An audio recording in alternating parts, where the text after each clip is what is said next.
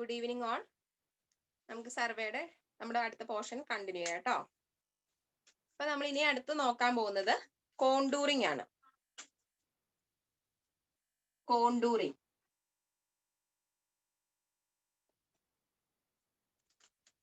അപ്പൊ കോണ്ടൂറിംഗ് എന്ന് വെച്ചിട്ടുണ്ടെങ്കിൽ കോണ്ടൂർസ് എന്ന് വെച്ചിട്ടുണ്ടെങ്കിൽ സെയിം എലിവേഷനുള്ള പോയിന്റ്സിനെ തമ്മിൽ കണക്ട് ചെയ്ത് വരയ്ക്കുന്ന ലൈൻ ആണ്. അപ്പൊ lines joining you by lines connecting points of same elevation. അപ്പോൾ സെയിം എലിവേഷൻ ഉള്ള പോയിന്റ്സിനെ കണക്ട് ചെയ്തുകൊണ്ട് നമ്മളൊരു ലൈൻ വരച്ച അതിനെയാണ് കോണ്ടൂർ എന്ന് പറയുന്നത്. ആ ഒരു പ്രോസസ്സിനെയാണ് കോണ്ടൂറിംഗ് എന്ന് പറയുന്നത്. Line connecting points of same elevation, അതാണ് കോണ്ടൂർ. അപ്പൊ അങ്ങനെ ഡെഫിനിഷൻ ആയിട്ട് ചിലപ്പോൾ ചോദിക്കും. ഇനി അതിൻ്റെ അത് രണ്ട് ടേം മെയിൻ ആയിട്ട് നോക്കാനുള്ളതാണ്. കോണ്ടൂർ ഇന്റർവെല്ലും ഹൊറിസോണ്ടൽ ഇക്വലന്റും. കോണ്ടൂർ ഇന്റർവെല്ലും ഹൊറിസോണ്ടൽ ഇക്വലന്റും ഇത് രണ്ട് ഇമ്പോർട്ടന്റ് ടേംസ് ആണ്. ഹൊറിസോണ്ടൽ ഇക്വലന്റും. അപ്പൊ നമ്മൾ കോണ്ടൂർ എന്ന് വെച്ചിട്ടുണ്ടെങ്കിൽ നമ്മൾ പറഞ്ഞു സെയിം എലിവേഷൻ ഉള്ള പോയിന്റ്സ് തമ്മിൽ കണക്ട് ചെയ്ത് വരയ്ക്കുന്ന ലൈൻ. ആ ഒരു പ്രോസസ്സിനെയാണ് കോണ്ടൂറിംഗ് എന്ന് പറയുന്നത്. അപ്പൊ കോണ്ടൂർ ഇന്റർവെൽ എന്ന് പറഞ്ഞിട്ടുണ്ടെങ്കിൽ ഇപ്പോ രണ്ട് കോണ്ടൂർ ആണെങ്കിൽ ആ രണ്ട് കോണ്ടൂർസ് നമ്മൾ കോൺസിക്യൂട്ടീവ് ആയിട്ട് അടുത്തടുത്തുള്ള രണ്ട് കോണ്ടൂർസ് എടുത്തിട്ടുണ്ടെങ്കിൽ ആ കോൺസിക്യൂട്ടീവ് കോണ്ടൂർസിന്റെ തമ്മിലുള്ള ആ ഒരു വെർട്ടിക്കൽ ഡിസ്റ്റൻസിനെയാണ് കോണ്ടൂർ ഇന്റർവെൽ എന്ന് പറയുന്നത്. അപ്പൊ കോണ്ടൂർ ഇന്റർവെൽ എന്ന് വെച്ചാൽ എന്താണ്? It is the consecutive vertical distance between two consecutive contours. It is the vertical distance between two consecutive contours. രണ്ട് അടുത്തടുത്തുള്ള കോണ്ടൂർസ് തമ്മിലുള്ള ആ ഒരു വെർട്ടിക്കൽ ഡിസ്റ്റൻസ് ആണ് കോണ്ടൂർ ഇന്റർവെൽ എന്ന് പറയുന്നത്. കോണ്ടൂർ ഇന്റർവെൽ എന്താണെന്ന് മനസ്സിലായോ? അപ്പോ ഈ രണ്ട് കോണ്ടൂർ വരച്ചിട്ടുണ്ടെങ്കിൽ രണ്ട് അടുത്തടുത്തുള്ള കോണ്ടൂർസ് തമ്മിലുള്ള വെർട്ടിക്കൽ ഡിസ്റ്റൻസ് ആണ് കോണ്ടൂർ ഇന്റർവെല്ലും. ഇനി ഹൊറിസോണ്ടൽ ഇക്വലന്റ് എന്ന് പറഞ്ഞിട്ടുണ്ടെങ്കിൽ അങ്ങനെ അടുത്തടുത്തുള്ള കോണ്ടൂർസ് തമ്മിലുള്ള ആ ഹൊറിസോണ്ടൽ ഡിസ്റ്റൻസ് മാറിപ്പോകരുത്. ഹൊറിസോണ്ടൽ ഇക്വലന്റ് എന്ന് വെച്ചിട്ടുണ്ടെങ്കിൽ നമുക്ക് കിട്ടും ഹൊറിസോണ്ടൽ ഡിസ്റ്റൻസ് ആണ്. രണ്ട് അടുത്തടുത്തുള്ള കോണ്ടൂർസ് തമ്മിലുള്ള ഹൊറിസോണ്ടൽ ഡിസ്റ്റൻസ്. അപ്പൊ അത് പഠിച്ചു വെക്കുക. മറ്റത് വെർട്ടിക്കൽ ഡിസ്റ്റൻസ് ആണ്. അങ്ങനെ ഓർത്തിരിക്കുക കേട്ടോ. ഇനി ഈ കോണ്ടൂർ ഇന്റർവെൽ എന്ന് പറയുന്നത് ഒരു നമ്മൾ ഒരു കോണ്ടൂർ മാപ്പ് പ്രിപ്പയർ ചെയ്യുമ്പോൾ അല്ലെങ്കിൽ കോണ്ടൂർ സർവേ ചെയ്യുമ്പോൾ ഒരു കോണ്ടൂർ മാപ്പിന് ഒരു കോണ്ടൂർ ഇന്റർവെൽ ആണ് ഉണ്ടാവുള്ളൂ. നമ്മൾ അങ്ങനെയാണ് എടുക്കുന്നത്, അങ്ങനെയാണ് സെറ്റ് ചെയ്യുന്നത്. ഇപ്പൊ നമ്മള് 100 നമ്മുടെ ഒരു എലിവേഷൻ എങ്കിൽ അടുത്തത് 101 എടുത്തു, പിന്നത്തത് നമ്മള് 103 എടുക്കില്ല. ഇവിടെ 1 മീറ്റർ ഇന്റർവെൽ അല്ല ഉള്ളത്. ആ 1 മീറ്റർ ഇന്റർവെൽ തന്നെയാണ് അടുത്തതിനും പ്രൊവൈഡ് ചെയ്യുള്ളൂ. 102 എടുക്കുള്ളൂ. ഇനിയിപ്പോ അല്ല 5 മീറ്റർ ആണ് നമ്മൾ ഇന്റർവെൽ എടുത്തേക്കണെങ്കിൽ 100 കഴിഞ്ഞിട്ട് 105, 110 അങ്ങനെ കോൺസ്റ്റന്റ് ആയിട്ട് ഒരു ഇന്റർവെൽ കോണ്ടൂർ ഇന്റർവെൽ ആണ് ഒരു കോണ്ടൂർ മാപ്പിന് ഉണ്ടാവുള്ളൂ. അത് ആ പോയിന്റ് ഓർത്തിരിക്കുക കേട്ടോ. കോണ്ടൂർ ഇന്റർവെൽ എന്ന് പറയുന്നത് കുറെ same contour map it is constant. Constant എങ്ങനെയാന്ന് മനസ്സിലായോ? അപ്പൊ നമ്മൾ ഇവിടെ ഈ കേസിൽ നമ്മൾ 5 മീറ്ററിന്റെ ഇന്റർവെൽ എടുത്തേക്കണം. അപ്പൊ അവിടെ 5 എന്ന് പറയുന്നതാണ് ഇവിടുത്തെ കോണ്ടൂർ ഇന്റർവെൽ. ഇപ്പൊ ഈ 100, 101, 102 എന്ന് പറഞ്ഞിട്ടുണ്ടെങ്കിൽ 1 മീറ്റർ ആണ് അവിടുത്തെ കോണ്ടൂർ ഇന്റർവെൽ. അല്ലാതെ 100 എടുത്തിട്ട് 105 എടുത്തു പിന്നെ ഉള്ളത് 106 എടുക്കില്ല. ആ സെയിം ഇന്റർവെൽ ആണ് എടുക്കുള്ളൂ. അപ്പൊ ഒരു കോണ്ടൂർ മാപ്പിന് ഒരു കോൺസ്റ്റന്റ് കോണ്ടൂർ ഇന്റർവെൽ ആണ് ഉണ്ടാവുള്ളൂ. പിന്നെ നമ്മുടെ കോണ്ടൂർ ഇന്റർവെൽ ഡിപ്പെൻഡ് ചെയ്യുന്ന കുറച്ച് ഫാക്ടേഴ്സ് ഉണ്ട്. അത് ഒന്നുമില്ല, വർക്കിന്റെ ഇമ്പോർട്ടൻസിനെ, അതിന്റെ എക്സ്റ്റെന്റിനെ, അതുപോലെ എക്സ്പെൻസിനെ. Contour interval depends on. Contour interval depend ചെയ്യുന്ന ഫാക്ടേഴ്സ് ജസ്റ്റ് അറിഞ്ഞിരിക്കുക. ഇമ്പോർട്ടൻസ് ഓഫ് വർക്ക്, വർക്കിന്റെ ഇമ്പോർട്ടൻസ്, അതുപോലെ തന്നെ എക്സ്റ്റെന്റ്, വർക്ക് എത്രമാത്രം ഉണ്ട്, അതുപോലെ എക്സ്പെൻസ്. ഈ 3 ഫാക്ടേഴ്സിനെയാണ് മെയിൻ ആയിട്ട് കോണ്ടൂർ ഇന്റർവെൽ ഡിപ്പെൻഡ് ചെയ്തത്. അപ്പൊ ഇമ്പോർട്ടൻസ് ഓഫ് വർക്ക് എന്ന് വെച്ചിട്ടുണ്ടെങ്കിൽ നമുക്ക് ഇമ്പോർട്ടന്റ് ആയിട്ടുള്ള ഒരു വർക്ക് ആണെങ്കിൽ നമ്മൾ ചെറിയ ചെറിയ കോണ്ടൂർ ഇന്റർവെൽസ് ആണ് എടുക്കുള്ളൂ. ഞാൻ പറഞ്ഞ പോലെ 100, 101 അങ്ങനെ 1 മീറ്റർ ഇന്റർവെൽ ഒക്കെയാണ് എടുക്കുള്ളൂ. എന്നാൽ അത്രമാത്രം ഇമ്പോർട്ടന്റ് ഒന്നും ഇല്ല. നമുക്ക് ചെറിയ എന്തെങ്കിലും റഫ് ആയിട്ടുള്ള ഒരു കോണ്ടൂർ മാപ്പൊക്കെ പ്രിപ്പയർ ചെയ്യാനാണ്. അത്രമാത്രം ഒരു വർക്കിന് ഇമ്പോർട്ടൻസ് ഇല്ലാത്ത കേസിൽ നമ്മൾ കുറച്ച് കോണ്ടൂർ ഇന്റർവെൽ കൂട്ടിയാണ് എടുക്കുള്ളൂ. അപ്പൊ അതാണ് ഇമ്പോർട്ടൻസ് ഓഫ് വർക്കിനെ ഡിപ്പെൻഡ് ചെയ്തിരിക്കും. അതുപോലെ തന്നെ എക്സ്റ്റെന്റ്. എക്സ്റ്റെൻഡ് എന്ന് വെച്ചിട്ടുണ്ടെങ്കിൽ നമുക്ക് ഒരുപാട് ഒരുപാട് എക്സ്റ്റെൻഡ് ഓഫ് ഏരിയ കവർ ചെയ്യാനുണ്ട്. അങ്ങനത്തെ ഒരു കേസിൽ നമ്മൾ അടുത്തടുത്ത കോണ്ടൂർ ഇന്റർവെൽ എടുത്തിട്ടുണ്ടെങ്കിൽ നമ്മുടെ വർക്ക് തീരുവോ? ഇല്ല. ഇപ്പൊ 100 കഴിഞ്ഞ് 1 മീറ്റർ ഇന്റർവെല്ലൊക്കെയാണ് എടുക്കണമെങ്കിൽ പെട്ടെന്ന് വർക്ക് തീരില്ല, ഒരുപാട് ഏരിയ ഉണ്ടെങ്കിൽ. അപ്പൊ ഏരിയ കൂടുന്നതനുസരിച്ച് നമ്മൾ ഇന്റർവെല് കുറച്ച് കൂട്ടിയെടുക്കും. ഇപ്പൊ ഒന്നെന്നുള്ളത് 6 or 7 മീറ്റർ ഒക്കെ എടുക്കാം, അല്ലെങ്കിൽ 10 മീറ്റർ ഒക്കെ വരെ നമ്മൾ കോണ്ടൂർ ഇന്റർവെൽ ആ ഒരു ഇന്റർവെൽ എടുക്കും. അതാണ് എക്സ്റ്റെൻഡ് അനുസരിച്ച് കോണ്ടൂർ ഇന്റർവെല്ലിനെ മാറും എന്ന് പറയുന്നത്. പിന്നെ എക്സ്പെൻസ്, ഇപ്പൊ നമുക്ക് ചെയ്യാനുള്ള വർക്കിന് ഒരുപാട് ഫണ്ട് അലൗട്ട് ചെയ്തിട്ടുണ്ടെങ്കിൽ നമുക്ക് അടുത്തടുത്തുള്ള കോണ്ടൂർ ഇന്റർവെൽ എടുക്കാം. കാരണം ഫണ്ട് കൂടുന്തോറും നമുക്ക് അതിന്റെ അകത്തേക്ക് ആ വർക്കിൽ അത് എന്താ ചെലവഴിക്കാൻ പറ്റും. അപ്പൊ അടുത്തടുത്തുള്ള കോണ്ടൂർ ഇന്റർവെൽ എടുക്കുന്നത് കുഴപ്പമില്ല. ഇനി ഒരുപാട് എമൗണ്ട് ഒന്നും ആ ഒരു പ്രൊജക്ടിന് വേണ്ടി നീക്കി വെച്ചിട്ടില്ല. അപ്പൊ അങ്ങനത്തെ ഒരു കേസിൽ നമ്മൾ അടുത്തടുത്ത കോണ്ടൂർ ഇന്റർവെൽ എടുത്തിട്ടുണ്ടെങ്കിൽ അതനുസരിച്ച് എക്സ്പെൻസ് കൂടാനുള്ള ചാൻസ് ഉണ്ട്. അപ്പൊ അത് കുറച്ചെടുക്കുള്ളൂ. അപ്പൊ ഒരു എക്സ്പെൻസിന് ഈ കോണ്ടൂർ ഇന്റർവെൽ ഡിപ്പെൻഡ് ചെയ്യും. അപ്പൊ അതാണ് ഈ 3 ഫാക്ടേഴ്സ് മീൻ ചെയ്തേക്കുന്നത്. പിന്നെ കോണ്ടൂർ ഇന്റർവെല്ല് ഇടയ്ക്ക് ക്വസ്റ്റ്യൻ ആയിട്ട് ചോദിക്കാറുള്ളതാണ്, സ്കെയിൽ ഓഫ് മാപ്പുമായിട്ട് ആ കോണ്ടൂർ ഇന്റർവെല്ല് എങ്ങനെയാണ് റിലേറ്റ് ചെയ്തിരിക്കുന്നത്. അപ്പൊ കോണ്ടൂർ ഇന്റർവെൽ എന്ന് പറയുന്നത് സ്കെയിൽ ഓഫ് മാപ്പിന് ഇൻവേഴ്സ്ലി പ്രൊപ്പോർഷണൽ ആണ്. സ്കെയിൽ ഓഫ് മാപ്പിന്റെ ആ ഒരു സ്കെയിലിന് ഇൻവേഴ്സ്ലി പ്രൊപ്പോർഷണൽ ആണ് കോണ്ടൂർ ഇന്റർവെൽ എന്ന് പറയുന്നത്. ആ ഒരു പോയിന്റ് ഓർത്തിരിക്കുക കേട്ടോ, ഇമ്പോർട്ടന്റ് ആണ്. Contour interval is inversely proportional to scale of map. അതുപോലെ തന്നെ നേച്ചർ ഓഫ് ഗ്രൗണ്ടിന് ഡയറക്ട്ലി പ്രൊപ്പോർഷണൽ ആണ്. നേച്ചർ ഓഫ് ഗ്രൗണ്ടിന് ഡയറക്ട്ലി പ്രൊപ്പോർഷണൽ ആണ് കോണ്ടൂർ ഇന്റർവെൽ. ഈ 2 പോയിന്റ് ഓർത്തിരിക്കുക കേട്ടോ, ഇടയ്ക്ക് ക്വസ്റ്റ്യൻ ചോദിച്ച് കാണാറുണ്ട്.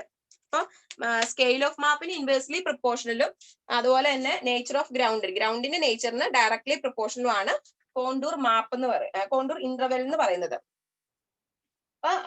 ഇപ്പൊ എന്തൊക്കെ പോയിന്റ്സ് പറഞ്ഞു? നമ്മൾ കോണ്ടൂറിങ്ങിനെ കുറിച്ച് പറഞ്ഞു, സെയിം എലിവേഷനുള്ള പോയിന്റ്സിനെ കണക്ട് ചെയ്യുന്നതാണ്. പിന്നെ കോണ്ടൂർ ഇന്റർവെൽ എന്ന് വെച്ചിട്ടുണ്ടെങ്കിൽ 2 കോൺസിക്യൂട്ടീവ് ആയിട്ടുള്ള കോണ്ടൂർസിന്റെ തമ്മിലുള്ള വെർട്ടിക്കൽ ഡിസ്റ്റൻസും ഹൊറിസോണ്ടൽ ഇക്വലന്റ് എന്ന് വെച്ചിട്ടുണ്ടെങ്കിൽ 2 കോണ്ടൂർസ് തമ്മിലുള്ള ഹൊറിസോണ്ടൽ ഡിസ്റ്റൻസും. പിന്നെ കോണ്ടൂർ ഇന്റർവെൽ 3 ഫാക്ടേഴ്സിനെ ഡിപ്പെൻഡ് ചെയ്യുന്നു: importance of work, extent, expense. Contour interval directly proportional to nature of ഗ്രൗണ്ടും inversely proportional to scale of മാപ്പും. ഇനി കോണ്ടൂർ ഇന്റർവെലിന്റെ ആ ഒരു റേഞ്ച് കൊടുത്തിട്ടുണ്ട് ചില കേസില്, അതൊന്ന് നോക്കി വെക്കണം. Contour interval for reservoir and town planning. Reservoir and town പ്ലാനിങ്ങിന്റെ കേസിൽ നമ്മൾ കൊടുക്കുന്ന കോണ്ടൂർ ഇന്റർവെല് യൂഷ്വലി കൊടുക്കാറ് 0.5 to 2 മീറ്റർ ആ ഒരു റേഞ്ചിലാണ് കൊടുക്കാറ്. ചില കേസിൽ 0.5 to 1 മീറ്റർ എന്ന് കാണുന്നുണ്ട് കേട്ടോ.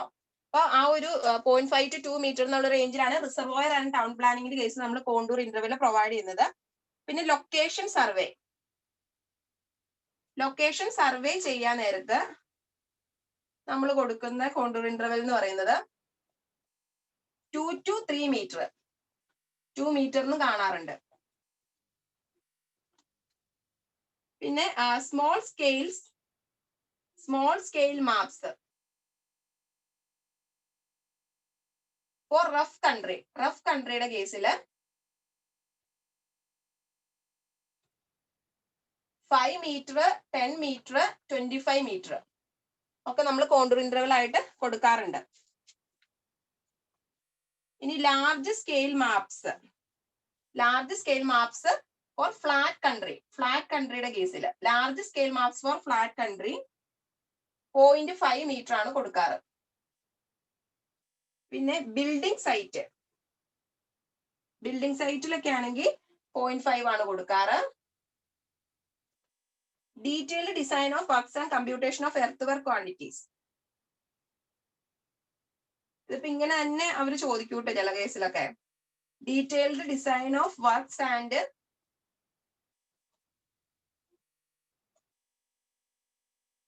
Computation of earth work quantity, അത് കൊടുക്കാറ് 0.5 തന്നെ. അപ്പൊ കൂടുതൽ 0.5 ഒരു റേഞ്ച്, ആ 3 അങ്ങനെ പഠിച്ചിരിക്കുക. Large scale for flat country 0.5 ആണ്, ബിൽഡിംഗ് സൈറ്റിൽ 0.5 ആണ്, അതുപോലെ എർത്ത് വർക്ക് ക്വാണ്ടിറ്റി കമ്പ്യൂട്ടേഷൻ ഒക്കെ നമ്മൾ 0.5 ആണ് കൊടുക്കാറ്. അപ്പൊ 0.5 ആ ഒരു റേഞ്ച് ഉണ്ട്. പിന്നെ ഈ ഒരു കേസിൽ റിസർവ് ടൈം പ്ലാനിങ്ങിലും 0.5 to 1 മീറ്റർ, അതും 0.5ന്റെ കൂടെ ഒന്നിച്ച് പഠിച്ചിരിക്കുക. പിന്നെ small scale maps for rough country ആണ് 5 മീറ്റർ, 10 മീറ്റർ, 25 മീറ്റർ ഉള്ളത്. ലൊക്കേഷൻ സർവേക്കാണ് ഇത്തിരി കൂടുതലുള്ളത്, 2 to 3 മീറ്റർ അല്ലെങ്കിൽ 2 മീറ്റർ എടുക്കാറ്. ജസ്റ്റ് നോക്കി വെക്കാം. അത്രയാണ് കോണ്ടൂർ ഇന്റർവെലിന്റെ കേസ് പറയാനുള്ളത്. അപ്പൊ നമ്മൾ പറഞ്ഞു കോണ്ടൂർ ഇന്റർവെൽ എന്ന് വെച്ചിട്ടുണ്ടെങ്കിൽ ഒരു കോണ്ടൂർ മാപ്പിന് കോൺസ്റ്റന്റ് ആന്ന് പറഞ്ഞു. പക്ഷെ ഹൊറിസോണ്ടൽ ഈക്വലന്റ് എന്ന് പറയുന്നത് കോൺസ്റ്റന്റ് ആവണമെന്ന് നിർബന്ധമില്ല, അത് കോൺസ്റ്റന്റ് അല്ല. അതുപോലെ തന്നെ horizontal equivalent solely depends on steepness of ground. ഗ്രൗണ്ടിന്റെ ആ ഒരു സ്റ്റീപ്നെസ്സിനെയാണ് അത് കംപ്ലീറ്റ് ആയിട്ട് ഡിപ്പെൻഡ് ചെയ്യുന്നത്. സ്റ്റീപ്നെസ് ഓഫ് ഗ്രൗണ്ടിനെ ഡിപ്പെൻഡ് ചെയ്യുന്നത് ഏത്? Horizontal equivalent. ഹൊറിസോണ്ടൽ ഈക്വലന്റ് കേസിൽ ഓർത്തിരിക്കുക, അത് കോൺസ്റ്റന്റ് അല്ല. അതുപോലെ തന്നെ അത് ഗ്രൗണ്ടിന്റെ സ്റ്റീപ്നെസ്സിനെയാണ് കൂടുതലായിട്ടും ഡിപ്പെൻഡ് ചെയ്യുന്നത്. ആ 2 പോയിന്റ്സ് ഹൊറിസോണ്ടൽ ഈക്വലന്റ് കേസിൽ ഓർത്തിരിക്കുക കേട്ടോ. ഇനി അടുത്തതാണ് കോണ്ടൂർ ഗ്രേഡിയന്റ് അല്ലെങ്കിൽ ഗ്രേഡ് കോണ്ടൂർ എന്ന് പറഞ്ഞൊരു term.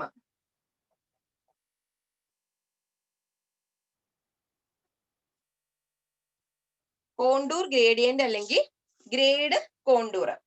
It is a line lying on ground surface and having a constant inclination to horizontal. അത് നമ്മുടെ ഗ്രൗണ്ട് സർഫസിലുള്ള ഒരു ലൈനാണ്. അതിന് നമ്മുടെ ഹൊറിസോണ്ടൽ ആയിട്ട് ഒരു കോൺസ്റ്റന്റ് ഇൻക്ലിനേഷൻ ഉണ്ട്. കോൺസ്റ്റന്റ് ഇൻക്ലിനേഷൻ അതാണ് അവിടുത്തെ keyword. Constant inclination to horizontal, അതിനാണ് നമ്മൾ ഗ്രേഡ് കോണ്ടൂർ എന്ന് പറയുന്നത്. ഇനി നമ്മൾ കോണ്ടൂർ മാപ്പ് സാധാരണ യൂസ് ചെയ്യുന്നത് നമ്മുടെ ഗ്രൗണ്ട് സർഫസിന്റെ പ്രൊഫൈല് അണ്ടർസ്റ്റാൻഡ് ചെയ്യാൻ, അതുപോലെ തന്നെ എർത്ത് വർക്ക് ക്വാണ്ടിറ്റി കമ്പ്യൂട്ട് ചെയ്യാൻ, പിന്നെ 2 പോയിന്റ്സ് തമ്മിലുള്ള ഒരു ഇന്റർവിസിബിലിറ്റി ചെക്ക് ചെയ്യാൻ, പിന്നെ റിസർവോയറിന്റെയും അതുപോലെ തന്നെ റിസർവോയറിന്റെ കപ്പാസിറ്റി കാണാനും ആ കാച്ച്മെന്റിന്റെ ഏരിയ ഒക്കെ കാൽക്കുലേറ്റ് ചെയ്യാൻ നമ്മൾ കോണ്ടൂർ മാപ്പ് കൂടുതലായിട്ടും യൂസ് ചെയ്യുന്നത്. ജസ്റ്റ് നിങ്ങൾക്ക് നോട്ട് കിട്ടുമ്പോൾ യൂസസ്, എല്ലാത്തിന്റെ യൂസസ്, ആപ്ലിക്കേഷൻ, അഡ്വാൻറ്റേജസും ഡിസ്അഡ്വാൻറ്റേജസും കൊടുത്തിട്ടില്ലേ, അതൊക്കെ ജസ്റ്റ് നിങ്ങളൊന്ന് വായിച്ചു വിടുക കേട്ടോ. അപ്പൊ യൂസസ് എന്തിനാക്കെന്ന് വെച്ചിട്ടുണ്ടെങ്കിൽ ഗ്രൗണ്ട് സർഫസ്, നമുക്ക് ആ ഗ്രൗണ്ട് സർഫസിന്റെ പ്രൊഫൈല് മനസ്സിലാവും. അതുപോലെ തന്നെ റിസർവോയറിന്റെ കപ്പാസിറ്റി കമ്പ്യൂട്ട് ചെയ്യാനും കാച്ച്മെന്റ് ഏരിയ കമ്പ്യൂട്ട് ചെയ്യാനൊക്കെ പറ്റും. പിന്നെ എർത്ത് വർക്ക് ക്വാണ്ടിറ്റി നമുക്ക് കാൽക്കുലേറ്റ് ചെയ്യാൻ പറ്റും. 2 പോയിന്റ്സ് തമ്മിലുള്ള ഇന്റർവിസിബിലിറ്റി ഈ കോണ്ടൂർ മാപ്പിൽ നിന്ന് നോക്കി, അല്ലെങ്കിൽ കോണ്ടൂർ മാപ്പ് അതിനുവേണ്ടി നമുക്ക് പ്രിപ്പയർ ചെയ്യാൻ പറ്റും. അതാണ് മെയിൻ ആയിട്ട് കോണ്ടൂർ മാപ്പിന്റെ യൂസസ് എന്ന് പറയുന്നത്. ഇനി ക്യാരക്ടറിസ്റ്റിക്സ് ഉണ്ട്. അപ്പൊ ക്യാരക്ടറിസ്റ്റിക്സിൽ എന്നാണ് ഈ കോണ്ടൂർ മാപ്പില് സാധാരണ ചോദിക്കാറുള്ളത്, ഒന്നെങ്കിൽ കോണ്ടൂർ ഇന്റർവെൽ എന്താന്ന് ചോദിക്കാറുണ്ട്, അല്ലെങ്കിൽ vertical distance between 2 consecutive contours എന്താന്ന് ചോദിക്കും.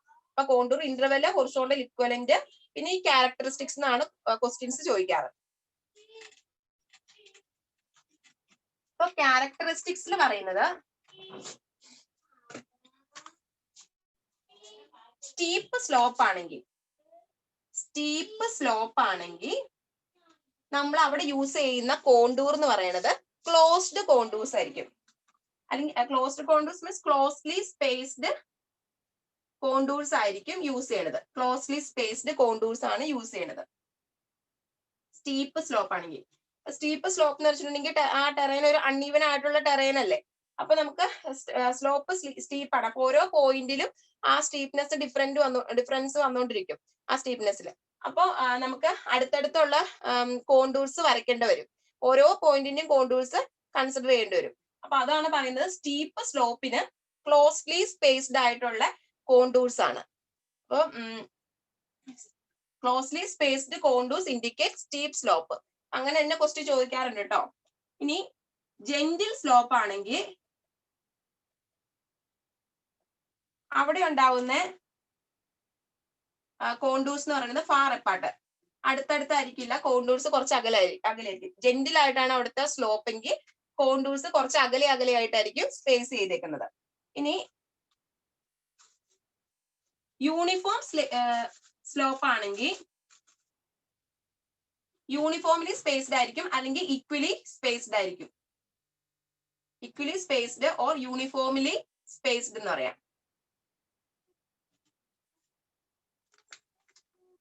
അൺഈക്വലി അണ്ടുലേറ്റിംഗ് ഗ്രൗണ്ട് ആണെങ്കിൽ, അണ്ടുലേറ്റിംഗ് ആയിട്ടുള്ള ഗ്രൗണ്ടിന് അൺഈക്വലി സ്പേസ്ഡ് കോണ്ടൂർസ് ആയിരിക്കും. അൺഈക്വലി സ്പേസ്ഡ് ആയിരിക്കും കോണ്ടൂർസ്.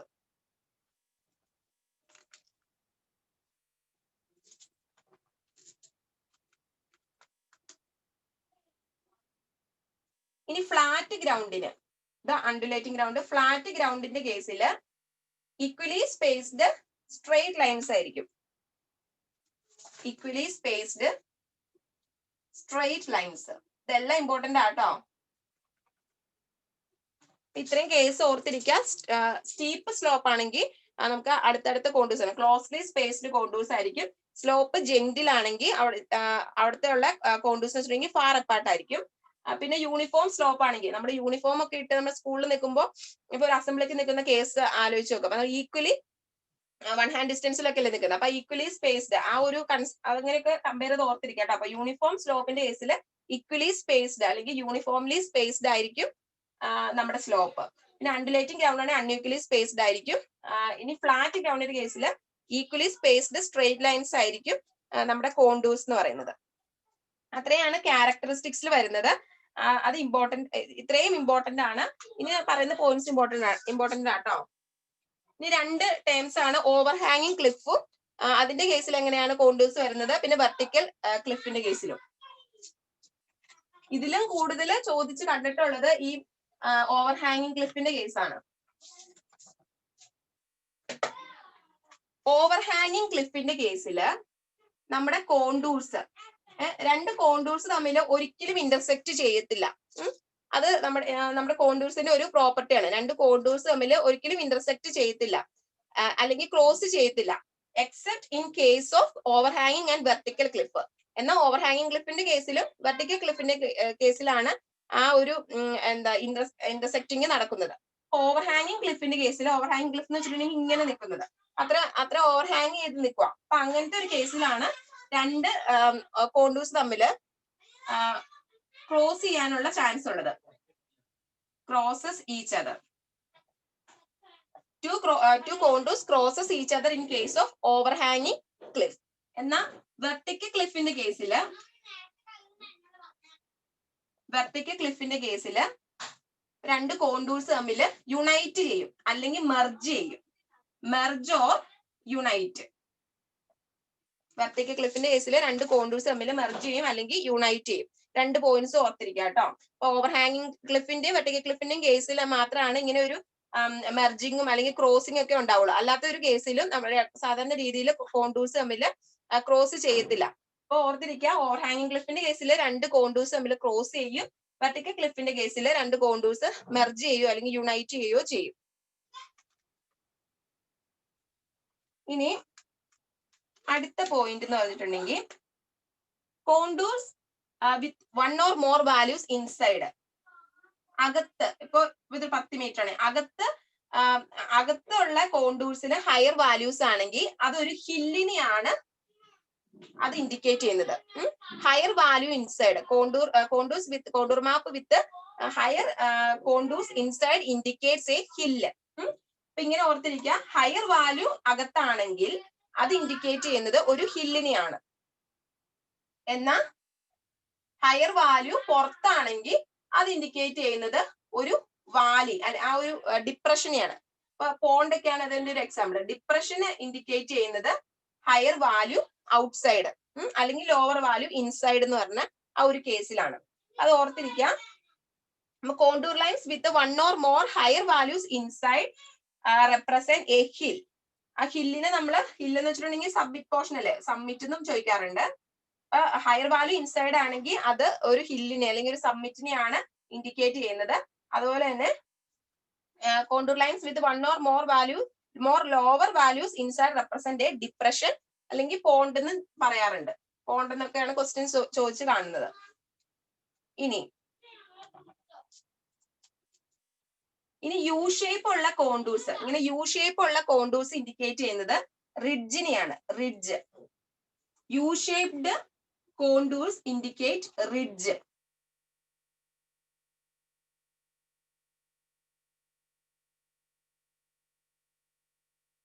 അത്രയും പോയിന്റ്സ് അവിടെ ഓർത്തിരിക്കുക കേട്ടോ. അപ്പൊ നമ്മൾ കോണ്ടൂറിംഗ് ആണ് നോക്കിക്കൊണ്ടിരിക്കുന്നത്. അപ്പൊ കോണ്ടൂർ എന്താന്ന് പറഞ്ഞു, ഹൊറിസോണ്ടൽ ഇക്വലന്റും കോണ്ടൂർ ഇന്റർവെലും കണ്ടു. അപ്പൊ കോണ്ടൂർ ഇന്റർവെലിൽ കുറച്ച് കണ്ടീഷൻസിൽ എത്രയാണ് എടുക്കുന്നതെന്ന് പറഞ്ഞു. പിന്നെ പറഞ്ഞാണ് ക്യാരക്ടറിസ്റ്റിക്സ്. അപ്പോ എന്താ, ക്ലോസ്ലി സ്പേസ്ഡ്, സ്റ്റീപ്പ് സ്ലോപ്പിന് ക്ലോസ്ലി സ്പേസ്ഡ് ആയിരിക്കും. ജെന്റിൽ സ്ലോപ്പ് ആണെങ്കിൽ ഫാർ അപ്പാർട്ട് ആയിരിക്കും.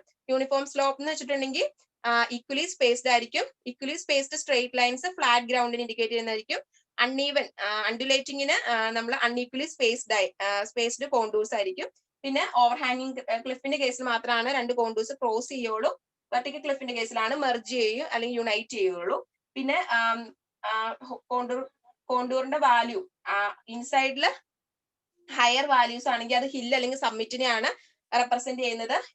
ഇൻസൈഡ് ലോവർ വാല്യൂസ് ആണ് ഡിപ്രഷൻ അല്ലെങ്കിൽ പോണ്ടിനെ റെപ്രസെന്റ് ചെയ്യുന്നു. യു ഷേപ്ഡ് ആയിട്ടുള്ള കോണ്ടൂർസ് റിഡ്ജിനെയാണ് റെപ്രസെന്റ് ചെയ്യുന്നത്. ഈ പോയിന്റ്സ് ഒക്കെ എല്ലാം കണക്ട് ചെയ്ത് പഠിച്ചു വെച്ചേക്കുക. ഇനി നമ്മൾ കോണ്ടൂർ മെത്തേഡ്സ് ഓഫ് കോണ്ടൂറിങ്. നമ്മൾ ലെവലിംഗ് പറഞ്ഞു, ഡയറക്റ്റ് മെത്തേഡ് ഉണ്ട്, ഇൻഡയറക്റ്റ് മെത്തേഡ് ഉണ്ടെന്ന് പറഞ്ഞില്ലേ. അതുപോലെ തന്നെ ഇവിടെയും ഡയറക്റ്റ് മെത്തേഡും ഉണ്ട്, ഇൻഡയറക്റ്റ് മെത്തേഡും ഉണ്ട്.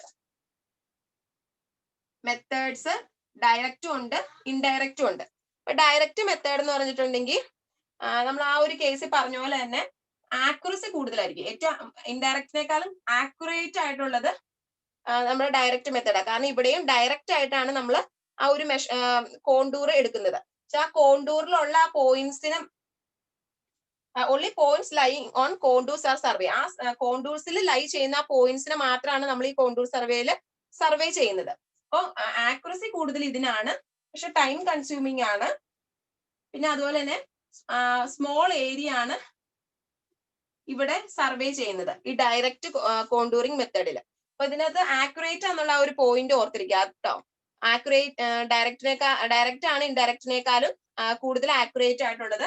ടൈം കൺസ്യൂമിങ് ആണ്, പിന്നെ ഏരിയ സ്മോൾ ആണ്. ആ കോണ്ടൂർസിൽ ലൈ ചെയ്യുന്ന പോയിന്റ്സിന് മാത്രമാണ് ഇവിടെ സർവേ ചെയ്യുന്നത്.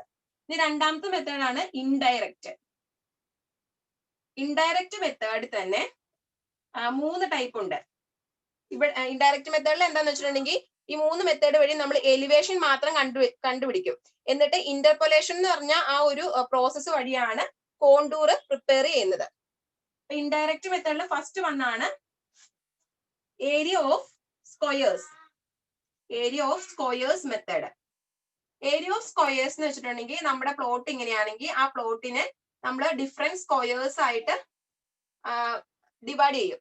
എന്നിട്ട് ഈ തമ്മിൽ ഇന്റർസെക്ട് ചെയ്യുന്ന ഈ ലൈൻസ് തമ്മിൽ ഇന്റർസെക്ട് ചെയ്യുന്ന ഈ ഗ്രിഡ് പോയിന്റ്സ് ഇല്ലേ, ഈ ഗ്രിഡ് പോയിന്റ്സിന്റെ എലിവേഷൻ നമ്മൾ ഫൈൻഡ് ഔട്ട് ചെയ്യും.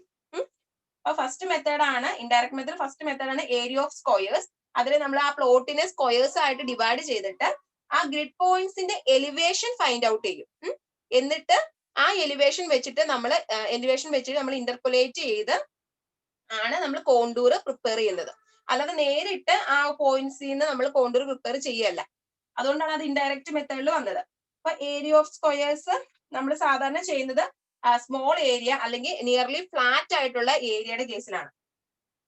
ഫ്ലാറ്റ് ഏരിയ അതുപോലെ തന്നെ സ്മോൾ ഏരിയ ഒക്കെ ഉള്ളെങ്കിൽ ഇൻഡയറക്റ്റ് മെത്തേഡിൽ സ്മോൾ ഏരിയാസ് അല്ലെങ്കിൽ ഫ്ലാറ്റ് ഏരിയ യൂസ് ചെയ്യുന്നത് ഏത് മെത്തേഡ് എന്ന് വെച്ചാൽ ഏരിയ ഓഫ് സ്ക്വയർ മെത്തേഡ്. മനസ്സിലായല്ലോ.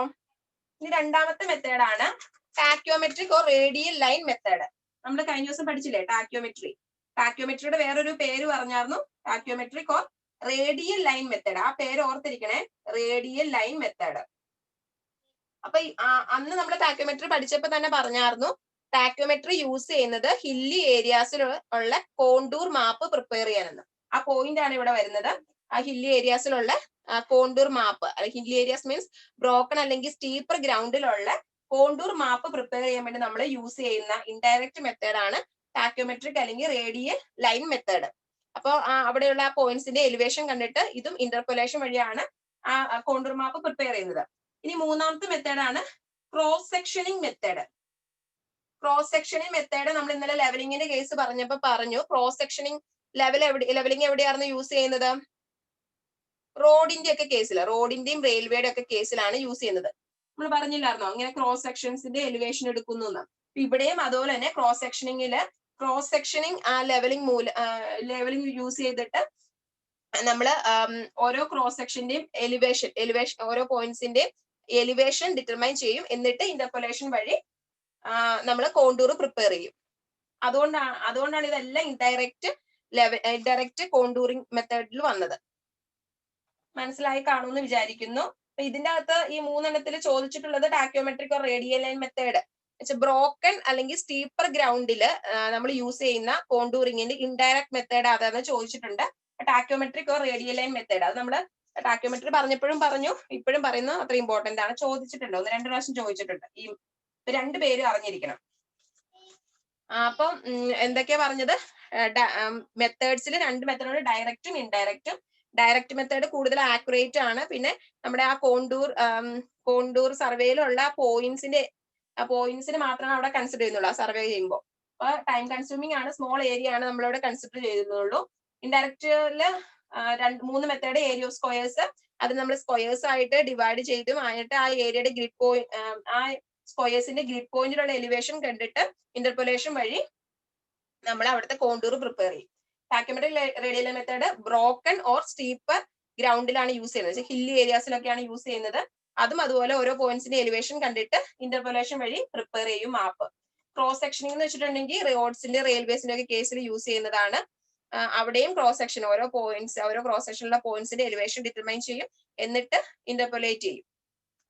ഇനി ഇന്റർപോളേഷൻ നമ്മൾ പറഞ്ഞല്ലോ, ഈ ഇന്റർപോളേഷൻ ചെയ്യുന്നത് 3 മെത്തേഡ് ഉണ്ട്. ഇന്റർപോളേഷൻ ചെയ്യുന്ന 3 മെത്തേഡ്, ഒന്ന് graphical method, first one estimation വഴി നമ്മൾ ഇന്റർപോളേഷൻ ചെയ്യുന്ന ആ പേരുകൾ മാത്രം അറിഞ്ഞിരുന്നത് കേട്ടോ. രണ്ടാമത്തെ മെത്തേഡ് ഗ്രാഫിക്കൽ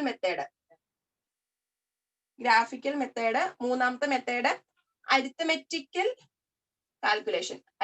കാൽക്കുലേഷൻ യൂസ് ചെയ്തിട്ടും ഇന്റർപോളേറ്റ് ചെയ്യും. അതിൽ ഈ അരിത്തമെറ്റിക് കാൽക്കുലേഷൻ ആണ് മോസ്റ്റ് ആക്യുറേറ്റ് ആയിട്ടുള്ള മെത്തേഡ്. ആ ഒരു പോയിന്റ് ഓർത്തിരിക്കുക, മോസ്റ്റ് ആക്യുറേറ്റ്. ഈ ഇന്റർപോളേഷന്റെ 3 മെത്തേഡാണ് ഇത്. ഇന്റർപോളേഷന്റെ 3 മെത്തേഡ്. അപ്പൊ അതില് ആക്യുറേറ്റ് ആയിട്ടുള്ളത് ഈ അരിത്തമെറ്റിക് കാൽക്കുലേഷൻ ആണ്, മോസ്റ്റ് ആക്യുറേറ്റ് എന്ന് പറയുന്നത്. അപ്പൊ ഡയറക്റ്റ് മെത്തേഡും ഇൻഡയറക്റ്റ് മെത്തേഡ് നമ്മൾ ഇന്റർപോളേഷൻ വഴിയാണ് മാപ്പ് പ്രിപ്പയർ ചെയ്യുന്നത്. അതിന് 3 method: estimation, graphical method, arithmetic calculation method. അല്ല, അരിത്തമെറ്റിക് കാൽക്കുലേഷൻ ആണ് മോസ്റ്റ് ആക്യുറേറ്റ്. അപ്പൊ ഏറ്റവും ആക്യുറസി കൂടുന്തോറും അതിന് നമ്മൾ എടുക്കുന്ന ടൈമും കൂടും. അപ്പൊ ടൈം കൺസ്യൂമിങ് ഈ ഒരു മെത്തേഡിൽ കൂടുതലാണ്. അപ്പൊ ആ പോയിന്റ് ഓർത്തിരിക്കുക, മോസ്റ്റ് ആക്യുറേറ്റ് ആയിട്ടുള്ളത് അരിത്തമെറ്റിക് കാൽക്കുലേഷൻ ആണ്. അത്രയാണ് നമ്മുടെ കോണ്ടൂഴ്സിൽ പറയാനുള്ളൂ കേട്ടോ.